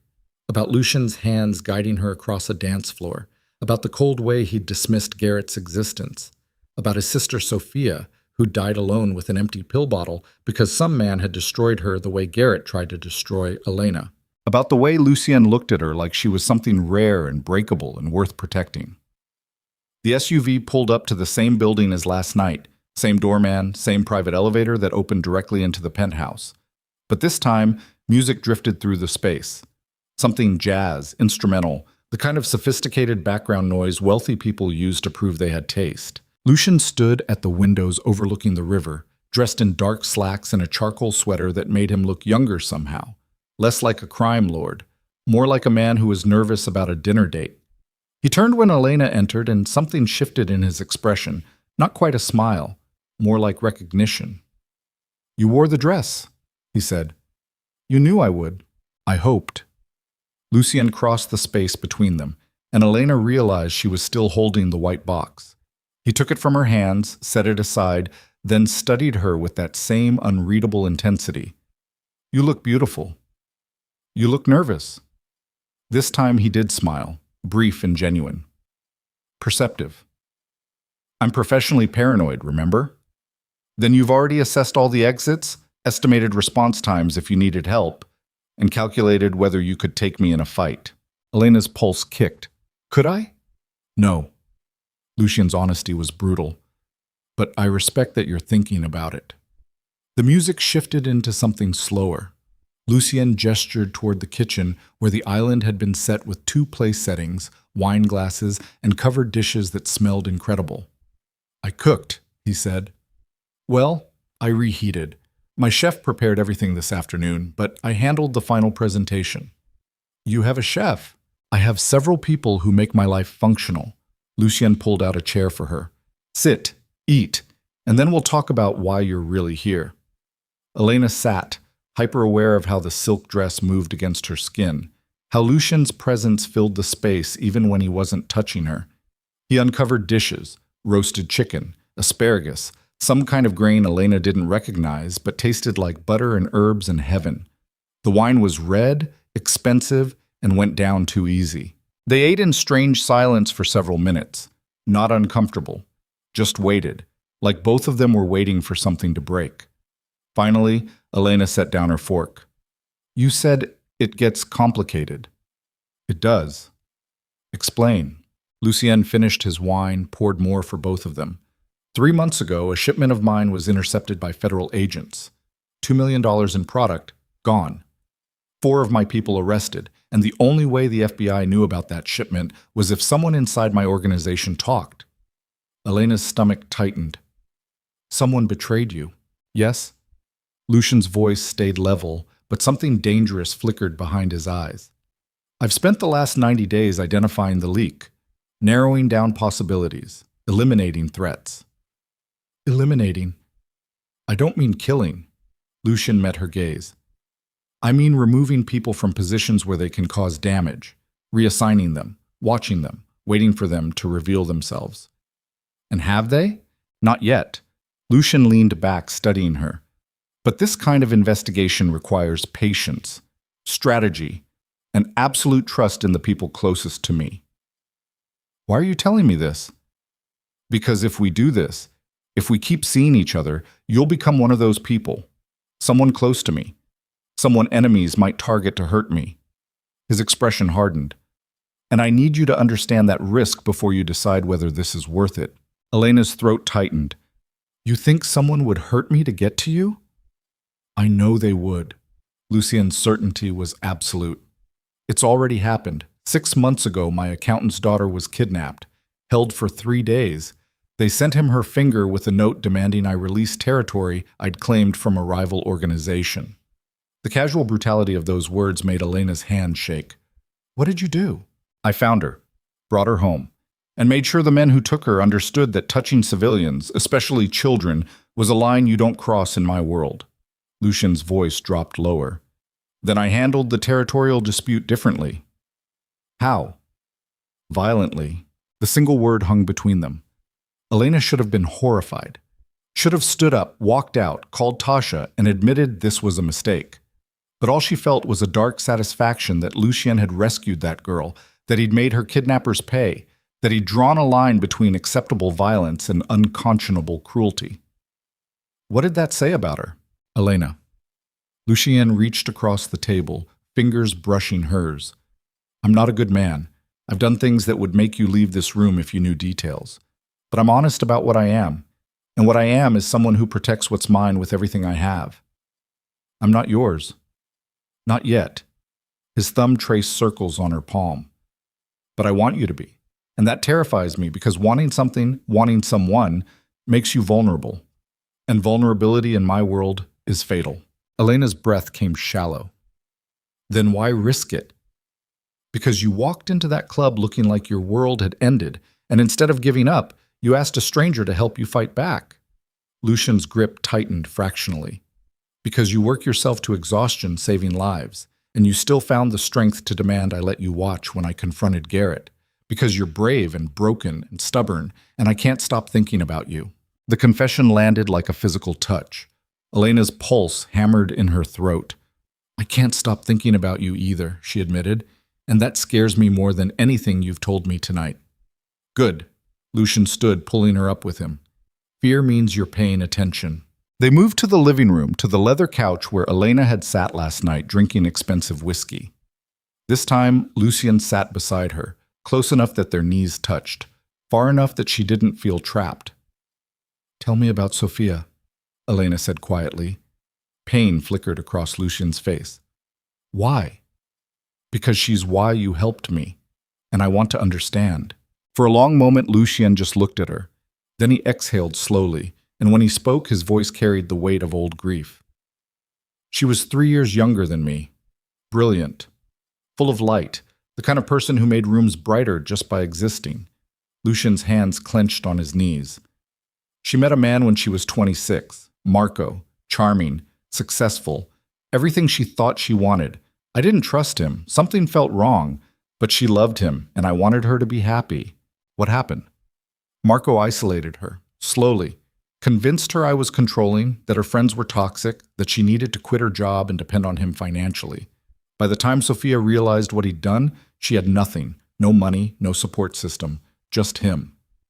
Elena's chest tightened, recognizing the pattern. Garrett had tried the same thing, though he'd been less successful because Elena's work was too important to abandon. She tried to leave him, Lucien continued, 3 times. Each time Marco found her, dragged her back. And I didn't know. She stopped calling, stopped answering my messages, and I thought she was just busy with her new life. His voice cracked. I should have known better, should have checked on her, but I was building my empire, focused on expanding territory and consolidating power, and I let her disappear from my life because it was convenient. Lucien. She died alone in a studio apartment Marco had rented for her after he finally left. Pills and vodka and a note apologizing for being weak. Lucien's eyes met Elena's, and for the first time she saw real vulnerability there, raw and bleeding. I found her 2 days later. Too late to save her. Too late to tell her she wasn't weak, that Marco was the monster, that I should have protected her better. Elena's throat closed. I'm sorry. Don't be sorry. Be careful. Lucien's hand found hers again, grip almost painful. Be careful with men who offer to fix your life. Be careful with promises that sound too good. And be careful with me, Elena, because I might want to help you, but I'm still dangerous, still capable of hurting you even when I'm trying to protect you. I know. Do you? Lucien pulled her closer, close enough that Elena felt his breath against her temple. Because right now, sitting here with you, all I can think about is how easy it would be to make you depend on me. To pay your bills, solve your problems, give you everything you need until you forget how to survive without me. And part of me wants that. Wants you tied to me so completely that leaving becomes impossible. Elena's pulse thundered. And the other part, knows you'd hate me for it eventually. Lucien's laugh came out bitter. Knows that real love, if that's what this becomes, requires letting you be strong on your own.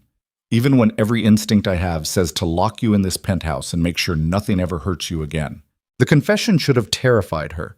Instead, Elena felt something warm unfold in her chest. Because Lucien was right. She would have hated being caged, even in a gilded penthouse with a man who meant well. But he saw that, understood it, and was fighting his own controlling instincts because he wanted her whole, not broken into something manageable. "I got my money back today," Elena said. "My debts are cleared. My life is mine again. And I came here tonight knowing exactly what you are, Lucian, not because I need you to save me, but because I want to see where this goes when we're both choosing it freely." Lucien's eyes darkened. "Elena." The penthouse door crashed open. Elena jerked back, heart lurching, as three men in tactical gear poured through the entrance with weapons drawn. Not police. No badges. No announcements. Just cold efficiency and the kind of violence that didn't need to identify itself. Lucien moved before Elena could scream. He shoved her behind the couch, body covering hers, one hand reaching for something under the coffee table. A gun materialized in his grip, compact, black, lethal. "Stay down," he commanded. Elena pressed herself against the floor, pulse screaming, while gunfire exploded through the penthouse. Glass shattered, wood splintered. Lucien returned fire with surgical precision, his movements fluid and terrifyingly competent, like this was just another Tuesday for him.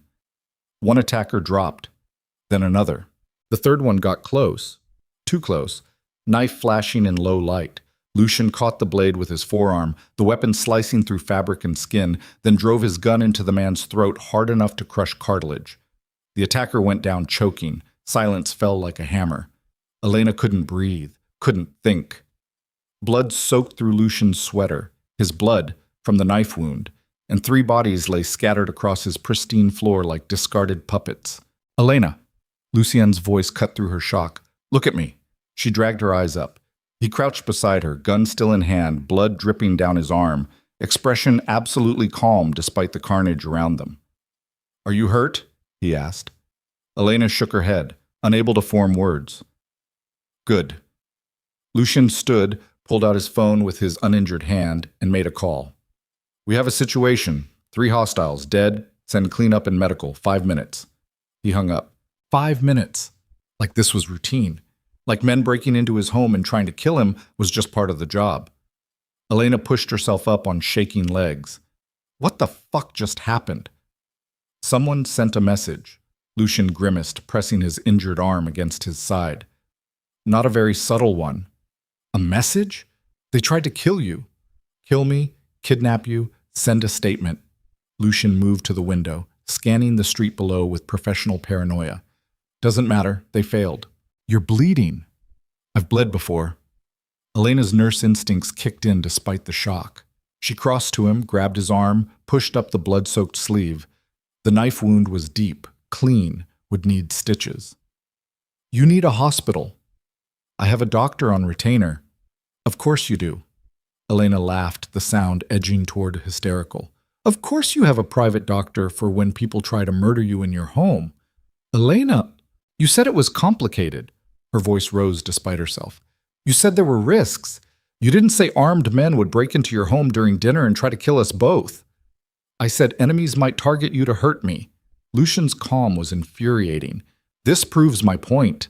This proves you're insane. Elena backed away, heart hammering. This is insane. I can't do this. The penthouse door opened again. More men, these ones familiar. Lucien's security team moving with coordinated efficiency. They assessed the bodies, spoke in low voices, and began the grim work of cleanup like this was choreographed. One of them approached Lucien. Sir, we need to move you. I'm fine here. Sir, I said I'm fine. Lucien's voice hardened. Secure the building. Find out how they breached security. And get me the name of whoever sent them. Yes, sir. The security team scattered.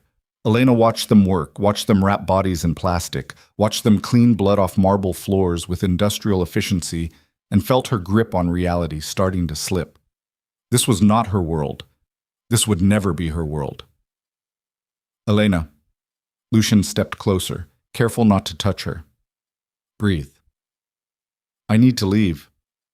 Not yet. Not until we know it's safe. Safe? Elena's laugh came out sharp. Nothing about this is safe. Nothing about you is safe. I know. Lucien's expression finally cracked, showing something raw beneath. I know, and I'm sorry, but I can't let you leave until my people secure the perimeter. If whoever sent those men is still watching, if they followed you here, they might target you next. The words made Elena's knees weak. Why would they target me? Because you're here. Because you matter to me. Because hurting you would hurt me. Lucien exhaled slowly. Because that's how this world works, Elena. You find someone's weakness and you exploit it until they break. Then let me go. Elena's voice cracked. Let me walk away before I become a weakness you can't afford. It's too late. Lucien's honesty was brutal. The moment you walked out of that nightclub with me, the moment my people saw us together, the moment I confronted Garrett in public, it was too late. You're already connected to me, already a target. Walking away now doesn't change that. Horror crawled up Elena's spine. You're saying I'm trapped. I'm saying I'll protect you. Lucien stepped closer. I'm saying I should have been more careful, should have kept you at arm's length, but I'm selfish and I wanted you anyway, and now we deal with the consequences.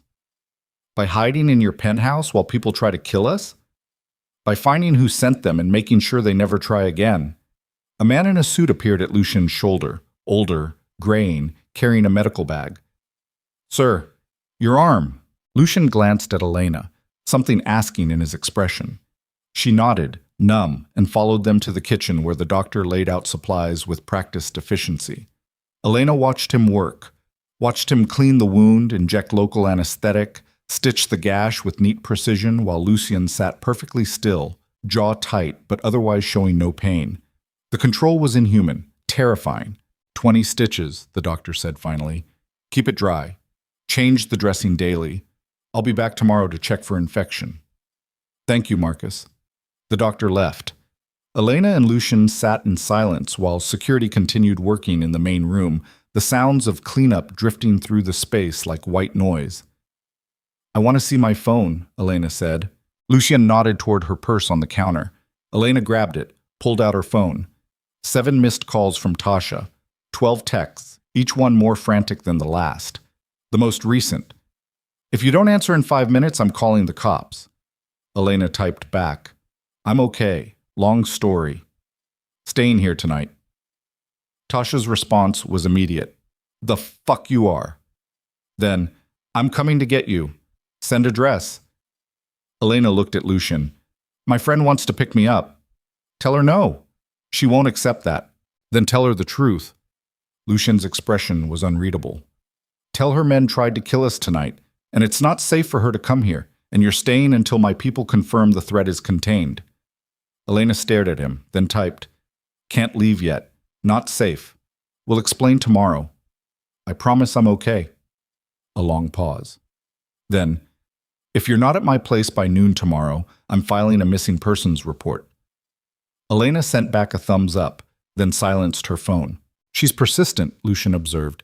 She's terrified for me. For good reason. Elena set down her phone, suddenly exhausted. What happens now? Now we wait for my people to tell me who sent those men. Then we respond. Respond how? Lucien's smile was cold. Decisively. Elena wanted to press for details, wanted to know exactly what decisively meant in Lucien Vega's world. But she was too tired, too overwhelmed, too aware that she'd stepped across a line tonight that couldn't be uncrossed. I need to sleep, she said. Guest room, second door on the left. Lucien stood, moving carefully around his stitched arm. I'll stay up, monitor the situation. You'll be safe. Elena walked to the guest room in a daze.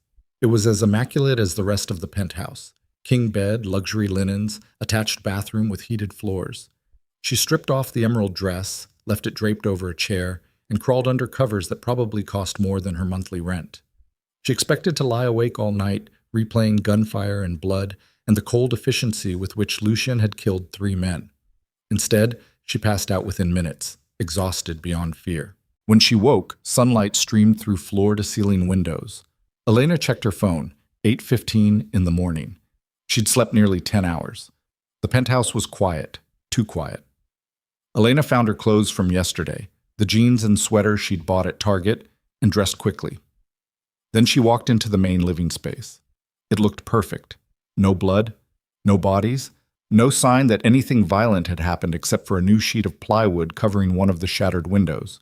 Lucian sat at the kitchen island with coffee and a laptop, dressed in fresh clothes, injured arm bandaged, but otherwise looking completely normal. "Morning," he said without looking up. "Morning." Elena poured herself coffee, hands steadier now. "Did you sleep?" "No." "Did you find them? The people who sent those men?" "Yes." Lucian finally looked at her, and Elena saw exhaustion carved into his features. "It was the leak. The person inside my organization who's been feeding information to the FBI. They hired those men to kill me before I could identify them." Elena's stomach dropped. "Who is it?" Lucian's expression hardened. "My cousin, Marcus. I've trusted him for 15 years, brought him into the organization when he had nothing, gave him territory, authority, a percentage of profits, and he's been selling me out for the last 6 months in exchange for immunity from prosecution." The betrayal in Lucian's voice was worse than the anger. This wasn't just business. This was family. "What are you going to do?" Elena asked quietly. "What I always do." Lucian closed his laptop. "Handle it." "Handle it how?" "Elena." Lucian stood, crossed to where she leaned against the counter. "You don't want to know the answer to that question." "Yes, I do." "No, you don't." His hand cupped her face, thumb brushing her cheekbone. "Because once I tell you, once you know exactly what I'm capable of, when someone betrays me, you'll never look at me the same way again." Elena's pulse hammered. "Try me." Lucian held her gaze for a long moment. Then he dropped his hand, stepped back, and said in a voice devoid of emotion, "I'm going to call a meeting, gather my people, present evidence of Marcus's betrayal, and then I'm going to give him a choice. Leave Chicago tonight with nothing but his life, or refuse and discover what happens to traitors in my world. And if he chooses wrong, then I make an example that ensures nobody else ever makes the same mistake." The implications hung between them. Elena wanted to ask what kind of example, wanted details, wanted to understand exactly how far Lucian would go.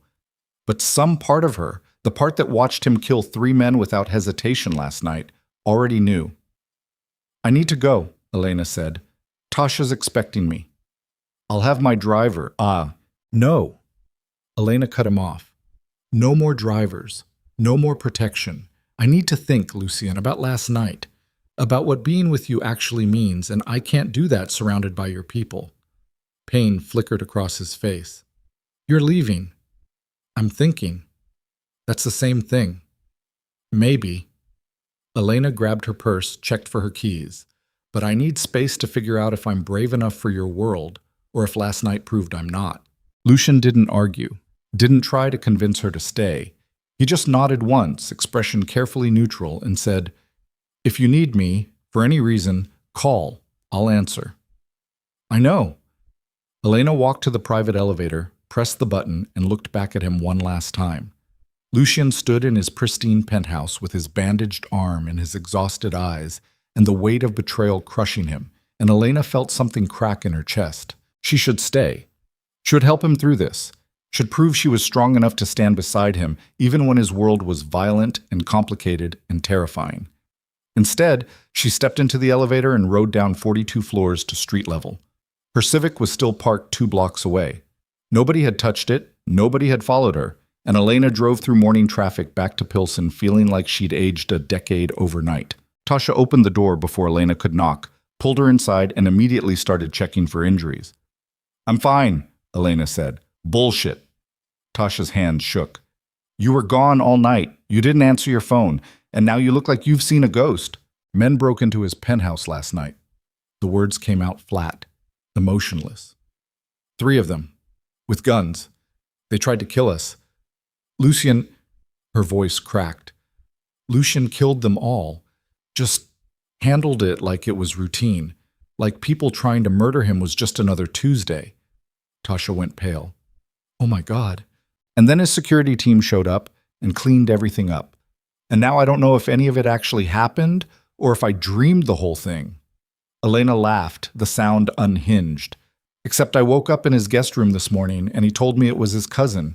His own family betrayed him, tried to have him killed, and now he's going to handle it, and I don't want to know what that means." "Elena," Tasha gripped her shoulders. "You need to walk away. Right now. before this gets worse. It's already worse. Elena pulled away, pacing the small living room. He said I'm already a target. That walking away doesn't change that, because people saw us together, because I'm connected to him now, whether I want to be or not. Then we go to the police. And tell them what? That a crime lord got my money back and now his enemies might hurt me? They'll laugh us out of the station. Then we leave Chicago. Tasha's voice rose. Pack up, move somewhere else, start over. Elena stopped pacing. You do that? Uproot your entire life because I made bad choices? You're my best friend. Tasha's eyes welled up. Of course I would. The offer broke something in Elena. She sank onto the couch, face in her hands, and started crying. Not pretty tears. Ugly, wrenching sobs that came from somewhere deep and broken and exhausted. Tasha held her, didn't say anything, just let Elena fall apart the way she'd needed to fall apart. For months, but couldn't because she'd been too busy surviving. When the tears finally stopped, Elena's phone buzzed. Unknown number, text message. Elena opened it with shaking hands. A photo filled the screen. Her. Walking into Lucien's building last night, wearing the emerald dress. Unmistakable. Below it a message. Pretty nurse. Shame if something happened to her. Tell your boyfriend the price just went up. Elena's blood turned to ice. Another text arrived. Ignore this and we visit your friend, the one with the cute apartment in Pilsen. Tasha, right? Elena's hands went numb. The phone clattered to the floor. Tasha picked it up, read the messages, and went white. What the fuck? Elena was already dialing Lucian's number. He answered on the first ring. Elena, someone just threatened Tasha. Elena's voice shook.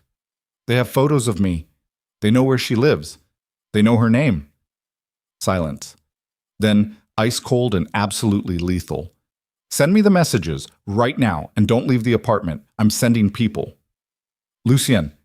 Trust me, Elena. One more time. Trust me to fix this. Elena sent the screenshots, then sat on Tasha's couch, with her friend's hand gripping hers, waiting for whatever came next, and realized with perfect, terrifying clarity that there was no walking away anymore. Not from Lucien. Not from his world.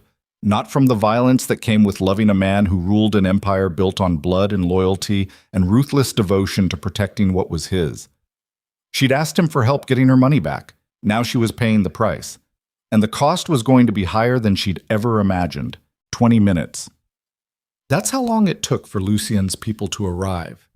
Elena and Tasha sat frozen on the couch, neither speaking, both staring at Elena's phone like it might explode. Every car that passed outside made them flinch. Every footstep in the hallway sent adrenaline spiking through Elena's system until her hands shook and her vision narrowed to a tunnel. When the knock came, 3 sharp raps, controlled and deliberate, Elena nearly screamed. Ms. Vale, a voice from the other side. Male, calm. Mr. Vega sent us. Elena opened the door to find 4 men in dark suits, all carrying the same coiled readiness she'd seen in Lucian's security team. The one in front was older, maybe 45, with a scar cutting through his left eyebrow and eyes that had seen too much violence to be shocked by anything anymore. I'm Davis, he said. We're here to secure the premises and escort you both to a safe location. We're not going anywhere, Tasha said, voice high and tight. This is my home. Ma'am, with respect, your home has been compromised. Davis stepped inside without waiting for permission, the other 3 fanning out to check windows, closets, the fire escape. Whoever sent those messages knows your address, knows your schedule, probably knows how many locks are on your door and which ones actually work. Staying here makes you a sitting target. And going with you makes us what? Tasha stood, hands clenched at her sides. Hostages? Collateral? Protected. Davis met her gaze without flinching. Mr. Vega takes threats against civilians very seriously, especially civilians connected to people he cares about. Elena's stomach twisted. Where would you take us? Secure property, north side, armed guards. No one gets in or out without clearance. Davis pulled out his phone, showed Elena a photo of a modern townhouse behind iron gates. You'll have privacy, space, everything you need, and you'll be safe while Mr. Vega handles the situation. Handles it how? Elena demanded. That's above my pay grade, ma'am. Davis pocketed his phone. But I've worked for Mr. Vega for 8 years, and I've never seen him fail to neutralize a threat. If he says you're safe, you're safe. One of the other security guards emerged from Tasha's bedroom. Clear. No signs of forced entry, no surveillance devices, no immediate threats. Good. Davis turned back to Elena. Pack a bag, both of you. 3 days' worth of clothes, medications, toiletries, anything you can't live without. We leave in 10 minutes. I have to work, Elena started. Mr. Vega already contacted the hospital. You're on emergency medical leave as of this morning. Elena's breath caught. He can't just... He can, and he did. Davis's expression softened fractionally. Ms. Vale, I understand this is overwhelming, but right now, your safety is the priority. Everything else can wait. Tasha grabbed Elena's arm. We should call the police. And tell them what? Davis asked. That you received a threatening text? They'll file a report, maybe send a patrol car past once tonight, and then you're on your own. We're offering actual protection. From a crime lord's enemies. From people who want to hurt you to hurt him, yes. Davis didn't sugarcoat it. That's the reality. You can accept our help, or you can roll the dice and hope they're bluffing. Your choice. But make it fast. Elena looked at Tasha. Her best friend's face was pale, eyes wide with fear, and Elena realized with sick clarity that Tasha was only in danger because of her. Because Elena had danced with Lucien Vega, because she'd asked him for help, because she'd been selfish enough to want something good after months of drowning, and now Tasha might pay the price. We go, Elena said. Pack a bag, Tash, now. Elena. They know where you live, Elena's voice cracked. They threatened you by name. If something happens to you because I got involved with Lucien, I'll never forgive myself. So pack. Please. Tasha held her gaze for a long moment, then nodded and disappeared into her bedroom. Elena threw essentials into her backpack with shaking hands. Clothes, toiletries, phone charger, the $40,000 in cash she hadn't deposited yet because some paranoid part of her brain said keeping emergency money close was smart. She changed out of yesterday's clothes into fresh jeans and a hoodie, pulled her hair into a ponytail, and tried not to think about how her entire life had imploded in less than 48 hours. 10 minutes later, they were in a black SUV identical to the one that had picked Elena up from the hospital yesterday. Davis drove. 2 guards sat in the front row. Elena and Tasha squeezed into the back seat, hands clasped together so tightly Elena's fingers went numb. The townhouse was in Lincoln Park, tucked behind walls that looked decorative but were reinforced with steel. 2 more guards stood at the entrance, earpieces in, scanning every car that passed. Inside, the space was modern, impersonal, furniture that looked expensive but unlived in, art on the walls that suggested a decorator rather than an owner, everything too perfect to feel like home. Kitchen's fully stocked, Davis said, walking them through. Bedrooms upstairs, security monitors in the office, if you want to see the perimeter. Do not leave the property. Do not open the door for anyone except Mr. Vega or someone you recognize from the team. Questions? How long? Tasha asked. How long are we supposed to hide here? Until Mr. Vega resolves the threat. Davis checked his watch. Could be hours, could be days. Depends on how fast he moves. And what if he doesn't resolve it? Elena's voice came out hollow. What if whoever's threatening us decides we're not worth the trouble and just... They won't. Davis's certainty was absolute. Because Mr. Vega will make them understand that touching you would be the last mistake they ever make. And in this world, reputation matters. Once he makes an example, no one else will be stupid enough to try. The casual brutality of that statement made Elena's stomach turn. Davis left. The other guards took positions outside. And Elena and Tasha stood in a stranger's living room, prisoners of a war they didn't start, surrounded by luxury that felt like a cage. I need to call him, Elena said. Who? Lucien? Yes. Elena, no. I need to know what he's doing. Elena pulled out her phone. I need to hear his voice and know he's not... She couldn't finish the sentence. Couldn't say dying or getting hurt because of me or any of the terrible possibilities ricocheting through her brain. She dialed. Lucien answered on the second ring, and the relief that flooded Elena's system was so intense her knees went weak. Are you safe? He asked without preamble. Yes. Your people brought us to a townhouse. Tasha's here. We're both fine. Elena's throat tightened. Lucienne, I'm sorry. I'm so sorry. If I'd known... Don't. His voice was hard. Don't apologize for something that's not your fault. This is on Marcus, and whoever he's working with, and me for not seeing the threat sooner. What are you going to do? Silence.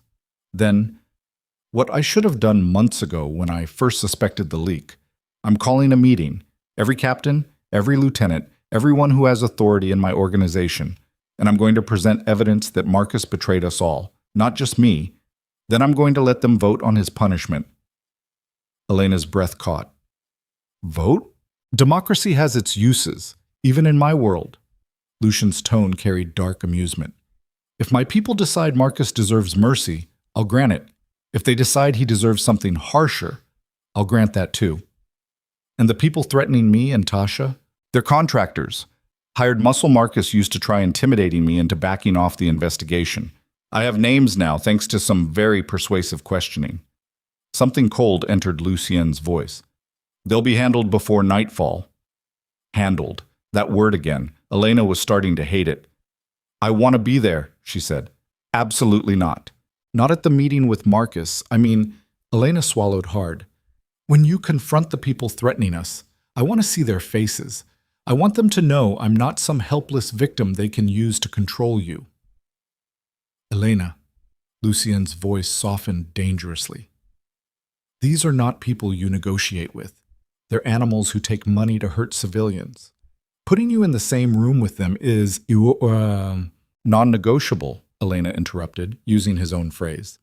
You told me I'm already a target, that walking away doesn't change that. So stop protecting me from reality and let me stand beside you when you make them understand they picked the wrong woman to threaten. More silence. Elena could almost hear Lucian thinking, weighing options, calculating risks. You stay behind me, he said finally. You don't speak unless I tell you to. And if things go bad, if I even suspect they might, you run. No arguments, no hesitation. You run and let my people get you out. Understood? Understood. I'll send Davis back for you at 6. Lucien exhaled slowly. And Elena? Thank you. For what? For trusting me to fix this. For not running when you had every reason to. His voice dropped lower. For making me want to be better than I am. The confession made Elena's chest ache. Don't get hurt. I'll try. The line went dead. Elena lowered the phone to find Tasha staring at her with horror. You're going with him, Tasha said flatly.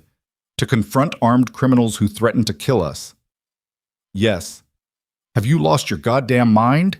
Probably. Elena sank onto the couch, suddenly exhausted. But I'm tired of hiding, Tash. Tired of being scared.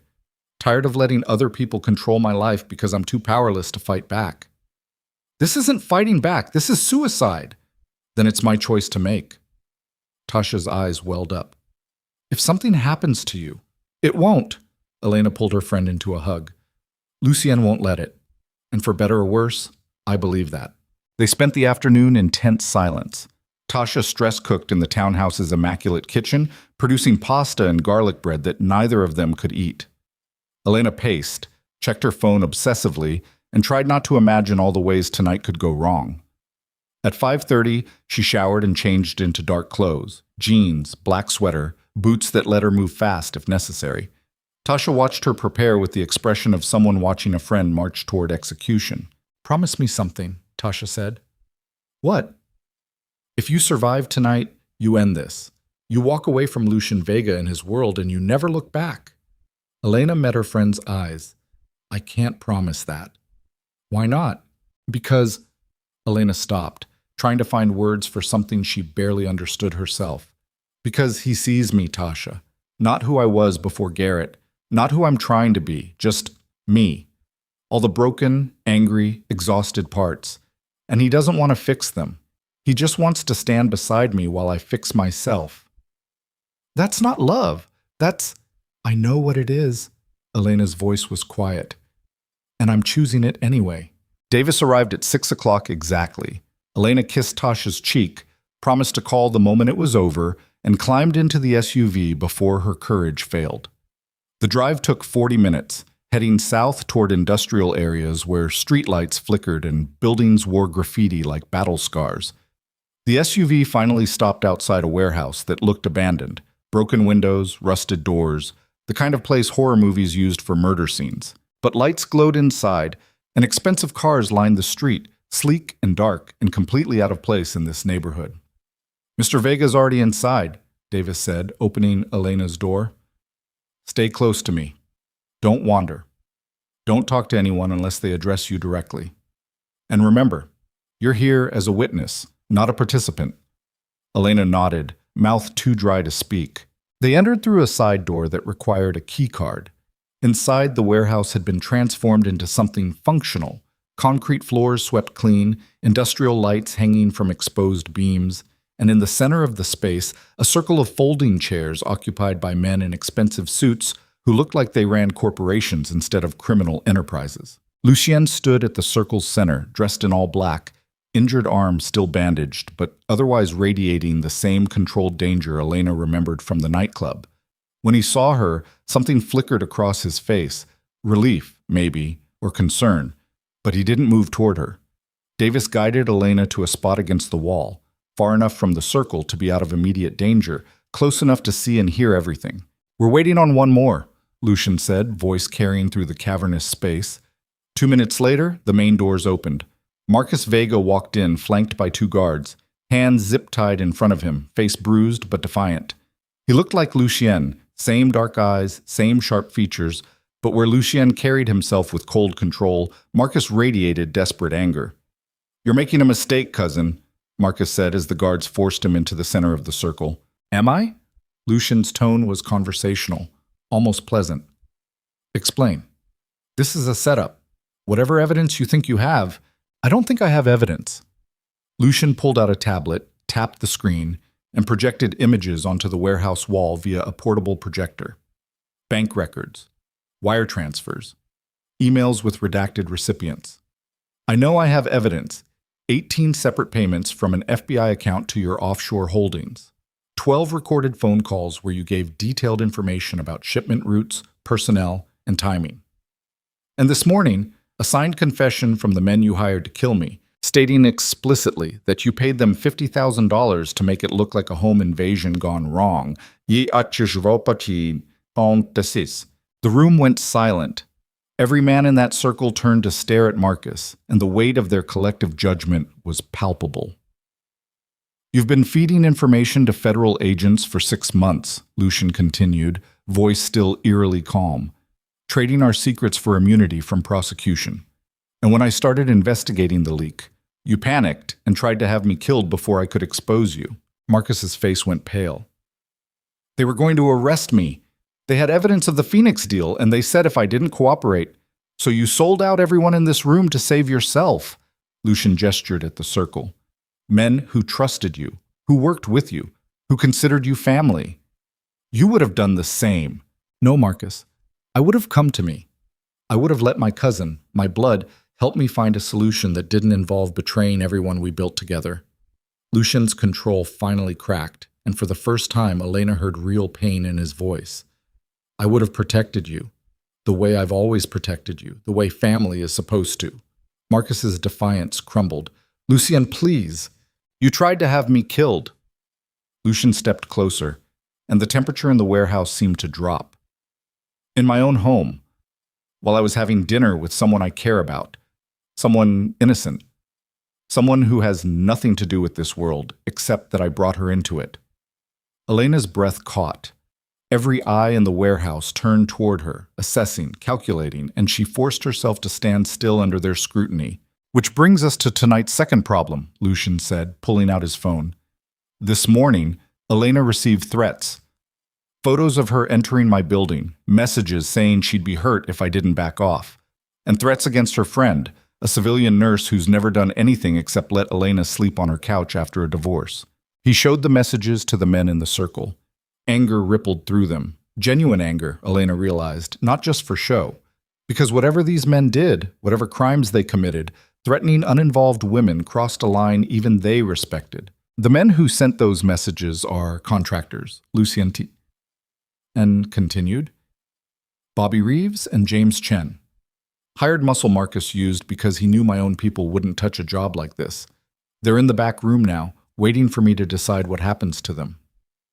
One of the suited men spoke up, older, gray-haired, with the bearing of someone used to authority. "What do you want from us, Lucien?" "Justice." Lucien met his gaze. "I want you to vote on what Marcus deserves, and I want you to vote on what happens to the contractors who threatened Elena. Because this isn't just about me anymore. It's about whether we're an organization that protects our own or whether we're animals who let fear turn us into traitors." "You want us to vote on your cousin's life," another man said. "That's cold, even for you." "It's fair," Lucien's voice hardened. "If you think Marcus deserves a second chance, vote for exile. He leaves Chicago tonight with nothing but his life, and we never speak his name again. If you think his betrayal goes deeper, if you think he's forfeited the right to mercy, vote for permanent consequences. And whatever you decide, I'll abide by it." Silence filled the warehouse. Then the gray-haired man stood. "I vote exile," he said. "Marcus is a coward and a traitor, but he's still blood. Banish him. Make him live with what he's done." One by one, the others stood and cast their votes. Some said exile. Others said harsher words Elena didn't want to translate. When the final count came in, exile won by 2 votes. Marcus collapsed to his knees, sobbing. "Thank you. Thank you. I swear You'll leave Chicago by dawn," Lucien interrupted. "If you're still here when the sun rises, the vote becomes irrelevant and I handle you personally. Understood?" Marcus nodded frantically. "Get him out of my sight," Lucien told the guards. They dragged Marcus toward the exit. As he passed Elena, he looked at her with such hatred that she stepped back instinctively. Davis moved between them, hand on his concealed weapon, and Marcus kept walking. The warehouse door slammed shut. "Now," Lucien said, voice dropping into something colder than ice. "The contractors." He walked toward the back of the warehouse. The circle of men followed. Elena hesitated, then moved after them, Davis shadowing her every step. The back room was smaller, concrete walls and a single hanging bulb that cast harsh shadows. 2 men sat bound to chairs, mid-30s, built like fighters, faces already showing signs of interrogation. One had a split lip. The other's eye was swollen shut. Bobby Reeves and James Chen, Elena assumed. They looked up when Lucien entered, and the fear in their expressions was primal. "Gentlemen," Lucien said pleasantly, "thank you for waiting." "We already told you everything," Bobby said, words slurring through his damaged mouth. "Marcus hired us. We sent the messages. We didn't know the woman was important, but you know now." Lucien crouched in front of Bobby's chair, bringing them to eye level. "And here's what I need you to understand. That woman," he gestured back toward Elena, "matters more to me than anything in this warehouse, including you, including your partner, including every dollar in my organization's accounts. She matters, and you threatened her. So now we're going to discuss consequences." "We'll leave town," James said desperately. "Tonight. You'll never see us again." "True." Lucien stood. "But that doesn't send the message I need sent." He turned to Elena. "Come here." Elena's heart lurched. Every instinct screamed to stay put, to hide behind Davis, to be anywhere but in that concrete room with 2 terrified men and Lucien's cold fury filling the space like poison gas. But she moved forward anyway. 1 step, then another, until she stood beside Lucien, close enough to smell the blood and sweat and fear radiating from the contractors. "Look at them," Lucien said quietly. "Really look." Elena forced herself to meet Bobby's eyes, then James's. They looked back with desperate animal panic. "These men threatened to kill you," Lucien continued, voice still eerily calm. "They researched your life, found your vulnerabilities, and decided you were acceptable collateral damage in whatever game Marcus was playing. Do you understand what that means?" "Yes," Elena whispered. "Then tell me what they deserve." The question hit like a physical blow. Elena's breath stopped. She looked at Lucien, searching his face for some indication this was a test, a lesson, anything except what it seemed to be. But his expression was serious, patient, waiting for her answer. "I don't—" Elena's voice cracked. "I can't." "You can." Lucien's hand found the small of her back, steadying. "I'm giving you the choice, Elena. Exile. like Marcus, or something permanent. What do they deserve for threatening you? For threatening Tasha? For making you afraid in your own city? Elena's hands shook. This was insane. She was a nurse. She saved lives, didn't decide when they ended. She wouldn't. They were just doing a job, she heard herself say. They didn't know. They knew enough. Lucien's tone hardened. They knew you were a civilian. They knew threatening you would hurt me. They chose to take that job anyway because the money was good, and they didn't think about consequences. So I'm asking you again, what do they deserve? Bobby was crying now, silent tears running down his bruised face. James just stared at Elena like she was his last hope of salvation. And Elena realized with sick clarity that Lucien wasn't just asking her to pass judgment. He was asking her to become someone who could, someone who belonged in his world, someone hard enough to make impossible choices and live with the aftermath. Exile, Elena said, voice barely audible. Let them go. Make them understand they're only alive because of mercy, not weakness, and make sure everyone knows that threatening me again means no more chances. Lucien studied her for a long moment. Then he nodded once and turned back to the contractors. You heard her, he said. You have until dawn to leave Chicago. If I see you after that, if I even hear rumors you're still in Illinois, what happens next won't be quick or merciful. Understood? Both men nodded frantically. Cut them loose, Lucien told the guards. Give them enough cash for gas and one night in a motel. Then make sure they understand I have eyes everywhere. The guards moved to comply. Elena stepped back, legs unsteady, and let Davis guide her out of the room before she could process what she'd just done. The warehouse was clearing out now, the circle of suited men dispersing into the night like shadows. Lucien spoke briefly with the gray-haired man, then walked toward Elena with purpose. You did well, he said. I feel sick. That's normal. Lucien's hand cupped her face, thumb brushing her cheekbone. You just learned what it means to have power in this world. It never feels good the first time. Will there be a second time? I hope not. His expression softened. But if there is, you'll be stronger for it. Elena wanted to believe that. Wanted to think she could be the kind of woman who made life and death choices and still slept at night. But right now, all she felt was hollow. Take me back to Tasha, she said. Soon. Lucien glanced at his watch. First, there's one more thing. He led her out of the warehouse into the parking lot where his SUV waited. But instead of getting in, Lucien opened the trunk and pulled out a small box, glossy black, tied with silver ribbon. What's this? Elena asked. A promise. Lucien handed her the box. Open it. Elena untied the ribbon with shaking fingers, lifted the lid, and found a key inside. Not a car key. A house key, brass and new, attached to a keychain engraved with an address in Lincoln Park. The townhouse, Lucien said quietly. It's yours now. Deed in your name, property taxes paid for the next 5 years, security system already installed. You and Tasha can stay there as long as you need, or you can sell it and use the money for whatever life you want to build. No strings, no expectations, just yours. Elena stared at the key, throat closing. I can't accept this. Why not? Because it's too much, because I didn't earn it, because... Is it because you're scared it makes you dependent on me? Lucien's hand closed over hers, key trapped between their palms. I understand that fear, Elena, but this isn't about control.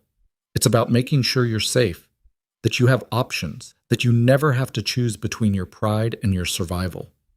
Tears burned Elena's eyes. What do you want from me? Everything. Lucien's honesty was brutal. Your time, your trust, your heart, if you'll give it. But I want you to choose that freely, not because you need me to survive. So take the house, take the security, take everything I'm offering, and then decide if what we have is worth keeping. Elena's vision blurred.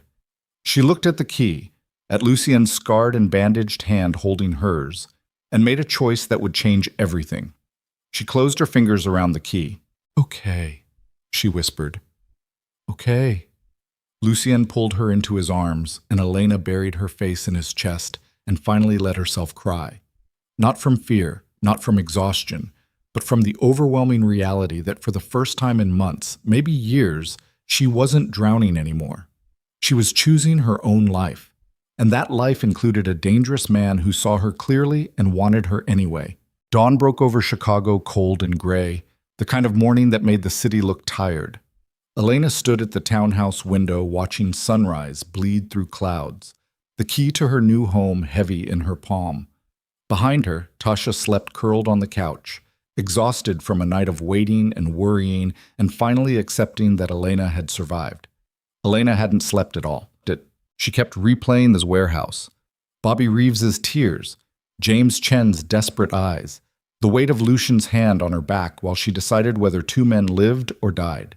She'd chosen mercy, but the choice itself had changed something fundamental inside her. She'd crossed a line she couldn't uncross, become someone who could look at human beings and calculate their worth in terms of threat and consequence.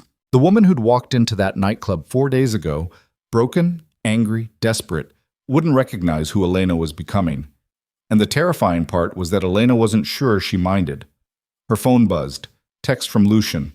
Marcus left Chicago at 4 a.m. Contractors followed 30 minutes later. You're clear, Elena typed back. Thank you. 3 dots appeared, disappeared, appeared again. Then, can I see you today? Elena's chest tightened. She wanted to say yes, wanted to fall into whatever this thing between them was becoming and stop questioning whether it was healthy or sustainable or anything except necessary.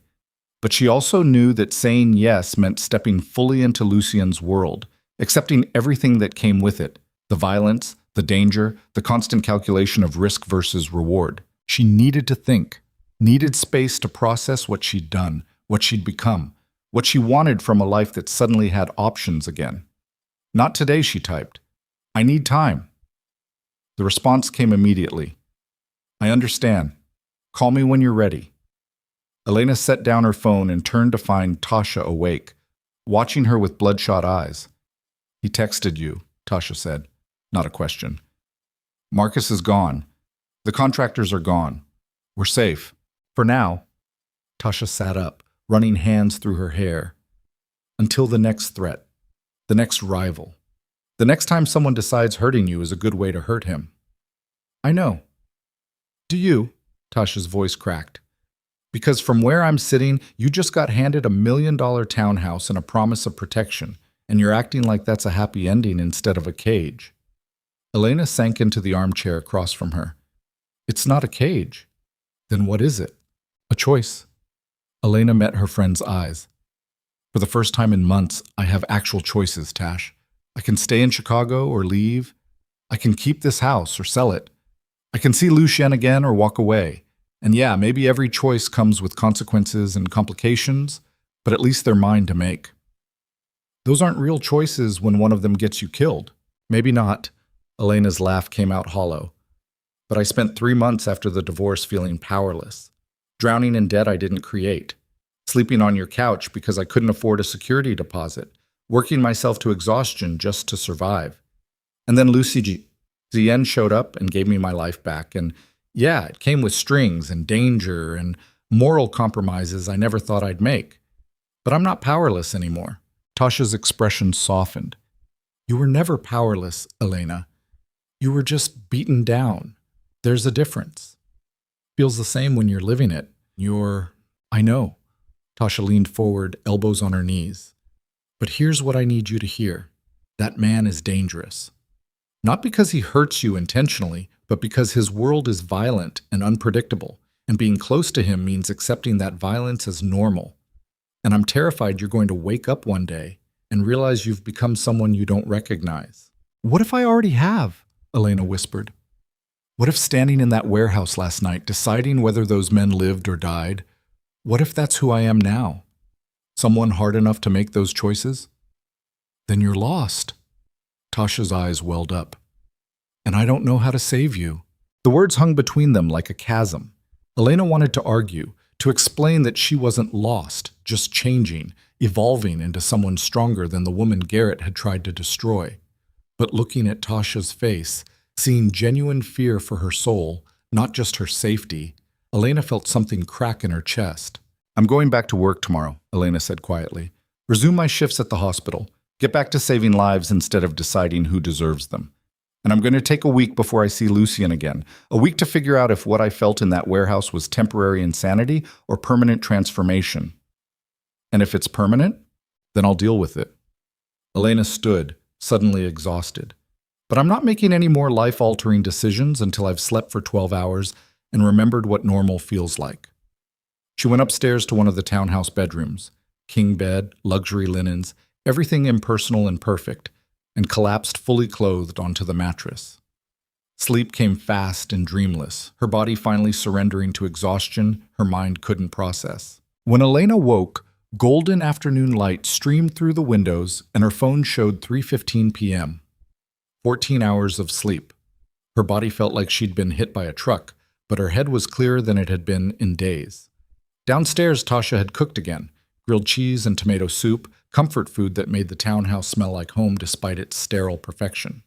They ate in the kitchen without talking much, both processing the last 4 days in their own way.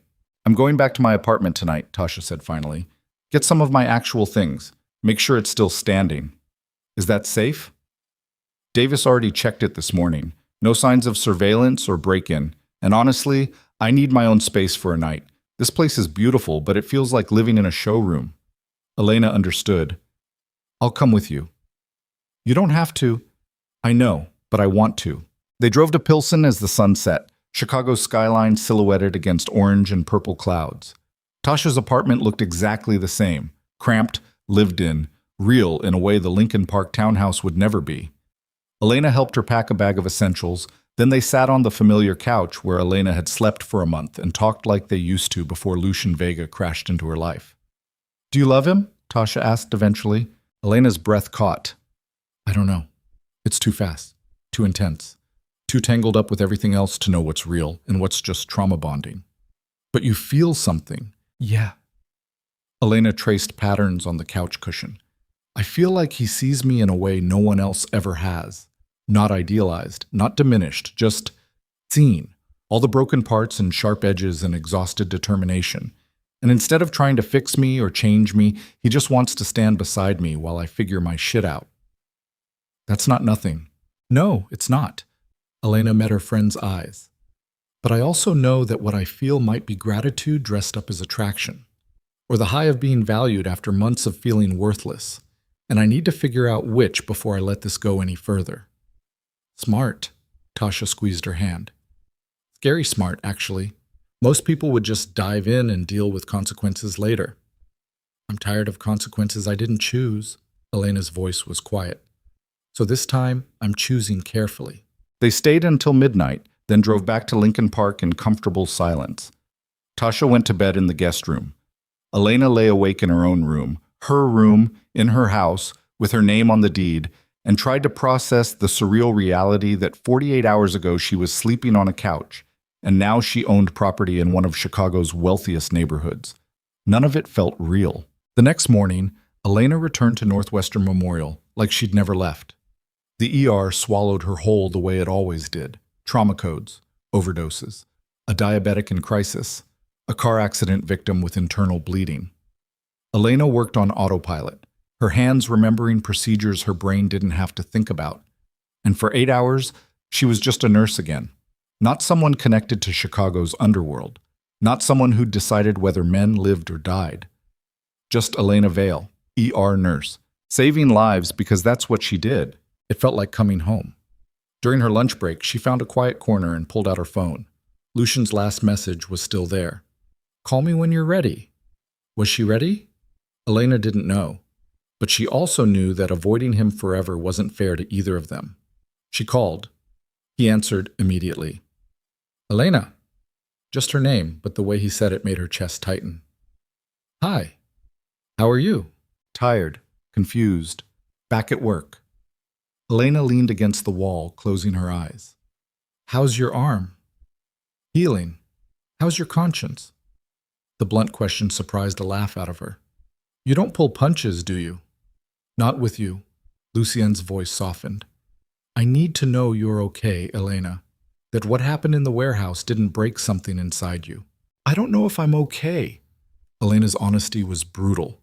I keep replaying it, wondering if I made the right choice, wondering what kind of person I'm becoming if I can make choices like that at all. A survivor. Lucian's certainty was absolute. You're becoming someone who understands that the world isn't fair, but you can still choose mercy when mercy is an option. That's not weakness, Elena. That's strength. Or moral compromise. Maybe both. She heard him exhale slowly. Listen, I know you need space. I understand that. But I also need to see you, not for anything heavy, just coffee, a walk, something normal. Can you give me that? Elena's throat tightened. When? Tonight, if you're off shift. Tomorrow, if not. Whenever you're ready. I'm off at 6. The words came out before Elena could second-guess them. There's a coffee shop on Diversey, The Grind. Meet me there at 7? I'll be there. The call ended. Elena sat with her phone in her hands, pulse racing, wondering if she'd just made a brilliant decision or a catastrophic mistake. At 6:15, she clocked out, changed into street clothes in the locker room, and drove to The Grind with her stomach in knots. The coffee shop was busy. Students with laptops, couples on dates, the normal chaos of people living normal lives. Elena ordered a latte and claimed a corner table where she could see the door. Lucien arrived at 7 exactly. He looked different in daylight, still dangerous, still carrying himself with that fluid control, but somehow more human.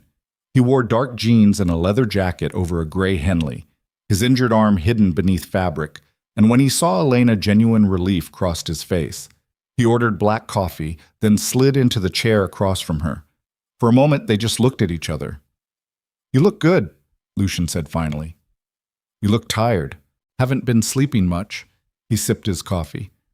Lot to clean up after Marcus, territory to redistribute, people to reassure, the usual aftermath of betrayal. "Did you—" Elena stopped, not sure how to ask. "Is he really gone?" "Got confirmation this morning. Marcus crossed into Canada 6 hours ago. He won't be back." Lucien's expression was carefully neutral. "My cousin made his choice. Now he lives with it." "Do you miss him?" "I miss who I thought he was." Lucien's voice was quiet. "The man I trusted for 15 years. But that man was probably never real, just a performance he maintained until the pressure got too high." Elena understood that. "Garrett was like that. I thought I knew him, thought we had something real. Then the mask came off and I realized I'd been in love with a fiction." "Is that what you think about me?" Lucien met her eyes. "That I'm a fiction you'll eventually see through?" "I think you're complicated." Elena chose her words carefully. "I think you're capable of terrible things, but you draw lines other people in your world don't. I think you're damaged and dangerous, and probably not good for me in any conventional sense. But I also think you're honest about what you are, and there's something refreshing about that." Refreshing. Lucien's mouth curved slightly. Not the word I expected. "What did you expect?" "Terrifying. Overwhelming. Run while you still can." "Those two." Elena's smile was sad. "But I'm tired of running, Lucy Yen. I spent 3 months running from debt and shame and the feeling that my life was over. And then you showed up and gave me reasons to stop. So now I'm here, drinking coffee with a crime lord, trying to figure out if what we have is real or just trauma bonding and proximity." "What do you think it is?" Elena was quiet for a long moment, watching him. Really watching. The way his hands wrapped around his coffee mug with careful control. The way his eyes tracked movement in the coffee shop, always aware of exits and threats.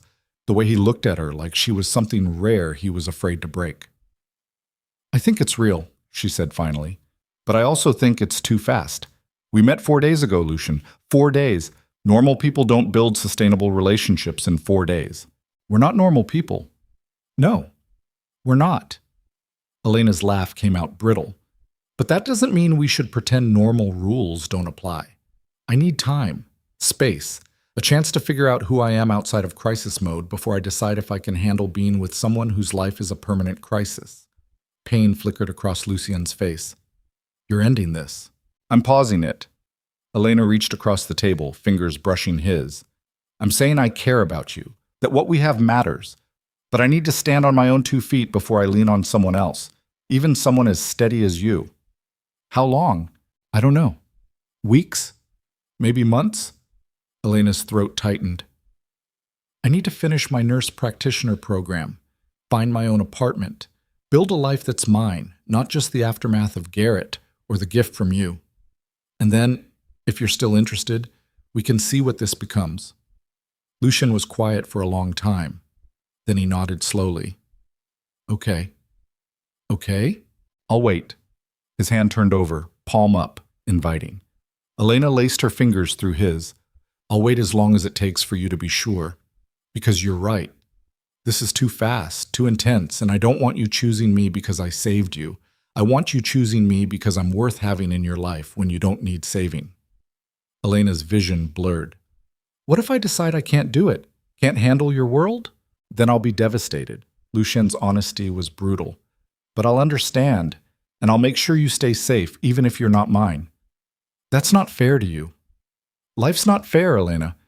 But we make the best choices we can with what we're given." Lucien squeezed her hand.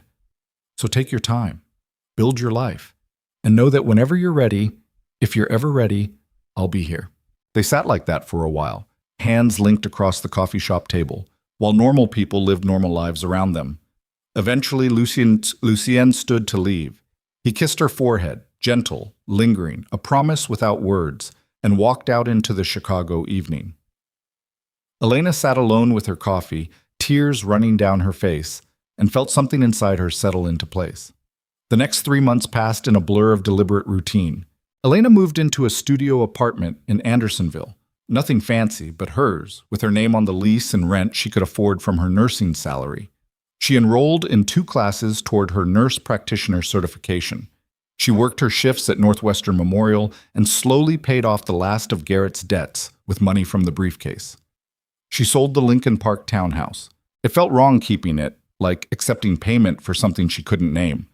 So Elena sold it for market value, put half the money into savings, and donated the other half to a women's shelter that helped domestic abuse survivors rebuild their lives. Lucien sent her a text when he found out. "That was a good thing you did?" Elena sent back, "Learned it from you." They didn't see each other. Elena had asked for space, and Lucien respected it absolutely, though sometimes she caught glimpses of his security people at a distance. Davis outside her building, another guard at the hospital parking lot. Protection without presence. Lucien making sure she stayed safe, even when he stayed away. Tasha moved into the Andersonville apartment's 2nd bedroom. They rebuilt their friendship slowly, carefully, and when Tasha finally asked if Elena still thought about him, Elena's answer was honest. "Every day." "Are you going to call him?" "When I'm ready." "When's that?" Elena didn't know. She was building a life that felt solid and real in hers. But she also felt Lucien's absence like a missing piece. She'd catch herself reaching for her phone to share some observation or story, then remember they weren't doing that anymore. She'd lie awake at night wondering if he thought about her with the same obsessive frequency she thought about him. On a Tuesday in late November, Elena's phone rang. Unknown number. She almost didn't answer, but something made her pick up. "Elena Vale?" A woman's voice. Professional, warm. "Yes?" "My name is Sophia Martinez. I run the women's shelter you donated to 3 months ago." A pause. "I wanted to thank you personally. Your donation funded 6 months of operating costs and helped us expand our housing program. You saved lives, Ms. Vale. Real lives. And I thought you should know that." Elena's throat closed. "I'm glad I could help." "There's one more thing." Sophia's voice gentled. "A man came by yesterday. Tall, well-dressed. Wouldn't give his name. He said you'd inspired him to do better, and he wanted to make a matching donation. Anonymous. Enough to fund the shelter for 2 years. Elena's breath caught. "Did he say anything else?" "Just that he hoped you were happy. That you'd built the life you deserved." Sophia paused. "He cared about you, Ms. Vale. Very much. I could see it." The call ended. Elena sat in her apartment, tears streaming down her face, and finally understood what she needed to do. She texted Lucien. "Can we talk?" His response was immediate.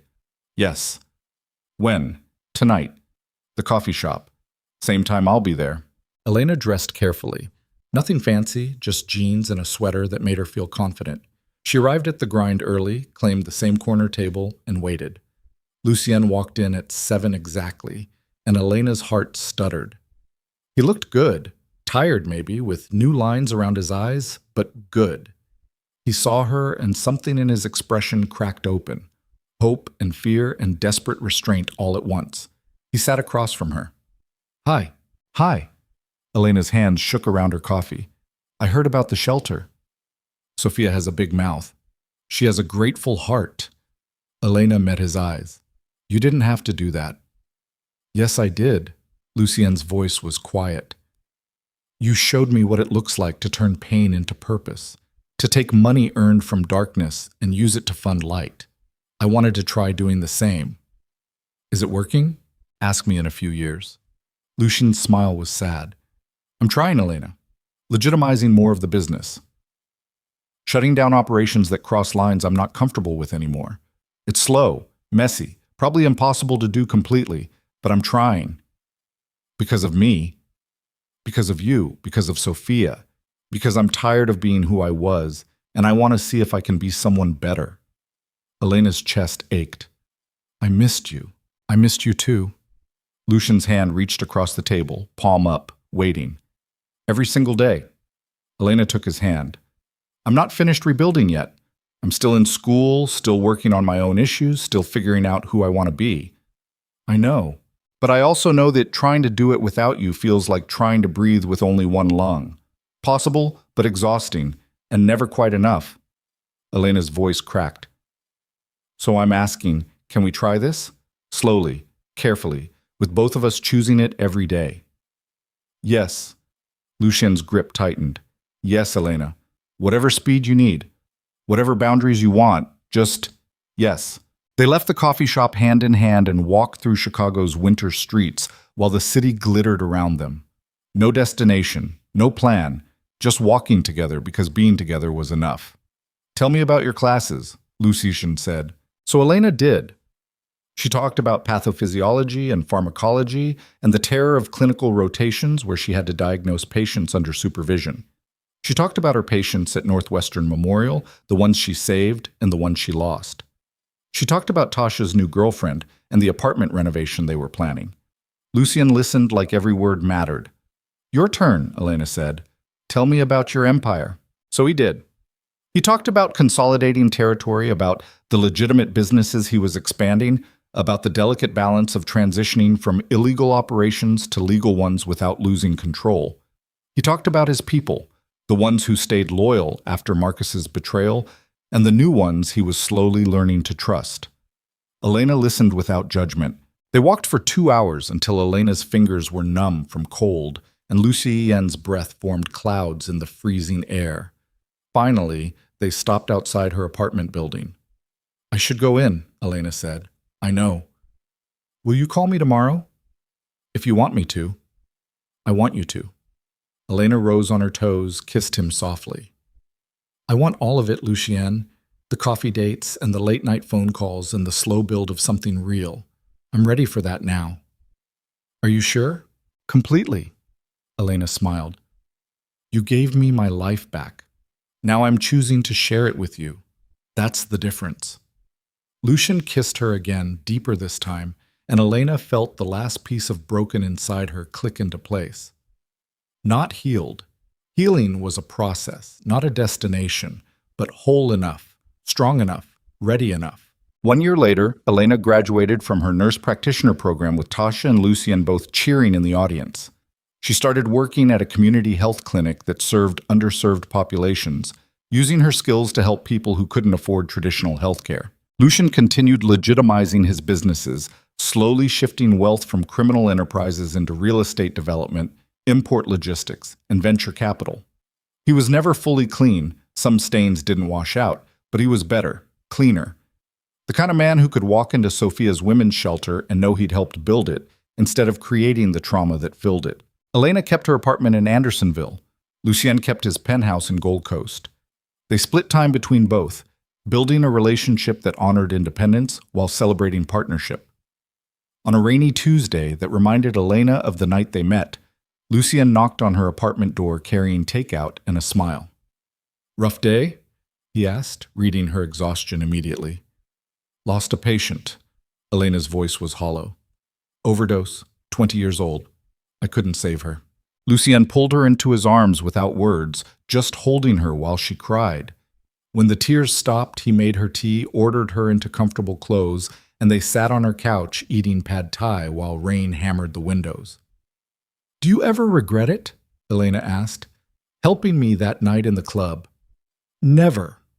Lucien's answer was immediate. "Do you regret dancing with me?" Elena thought about everything that had happened, the violence, the danger, the warehouse and the choices, and the permanent transformation of who she was. She thought about the woman she'd been, broken by divorce, drowning in debt, convinced her life was over. Then she looked at who she'd become. Strong, independent, someone who saved lives and made hard choices and loved a complicated man who was trying to be better. "No," Elena said, "I don't regret any of it." "Even the scary parts?" "Especially the scary parts." Elena leaned into him. "They taught me I could survive anything, that I was stronger than I thought, and that love doesn't have to be safe to be real." Lucien kissed her temple. "You're remarkable, you know that? I'm a work in progress." "Aren't we all?" They sat like that while rain turned Chicago's streets into rivers, and the city lights blurred into watercolor. Elena closed her eyes and listened to Lucien's heartbeat, steady and sure, and felt gratitude for every choice that led her here. She'd walked into a nightclub 365 days ago believing her life was over. Instead, she'd found a stranger who saw her clearly, challenged her to be stronger, and gave her the tools to rebuild herself from rubble into something beautiful. She'd asked him for one dance. He'd given her a future. And every morning when Elena woke up, whether in her apartment or his penthouse or someday in a home they'd build together, she chose that future again. Chose him. Chose the life they were building one careful, complicated, perfectly imperfect day at a time. Because some love stories started with fairy tales and happily ever afters, and some started with broken people finding each other in the dark and deciding that broken was okay, as long as they were broken together. Elena and Lucien's story was the second kind, and that made it real.